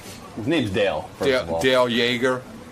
He's a criminal analyst, and I think this jerk-off knows him, so that doesn't mean anything to me, but we're going to bring him in. I think I've met him. Are you the guy who's calling a jerk? I would never call you I think I've met him before through my criminal dealings. Oh, your criminal dealings, Mr. CSI. Oh, God. I'm going to America's Most Not Wanted. Ronnie, either way, he's going to be analyzing some members of the staff. Yeah, good. Let him analyze me, because I'm off my fucking rocker. Yeah, exactly. That's You're right. an easy case Yeah, study. you think I know? Dude, you don't think I know I'm going to be analyzing this fucking deal? Think I'm stupid? Dale? Hi, how are Good you? morning, sir. How are you? I'm alive, so it's good. It's hot. You're here to do some analysis. Profiling, yes. Profiling. Hi, Lisa. Were you asked to come here? How did this all come about? Wolfie had talked to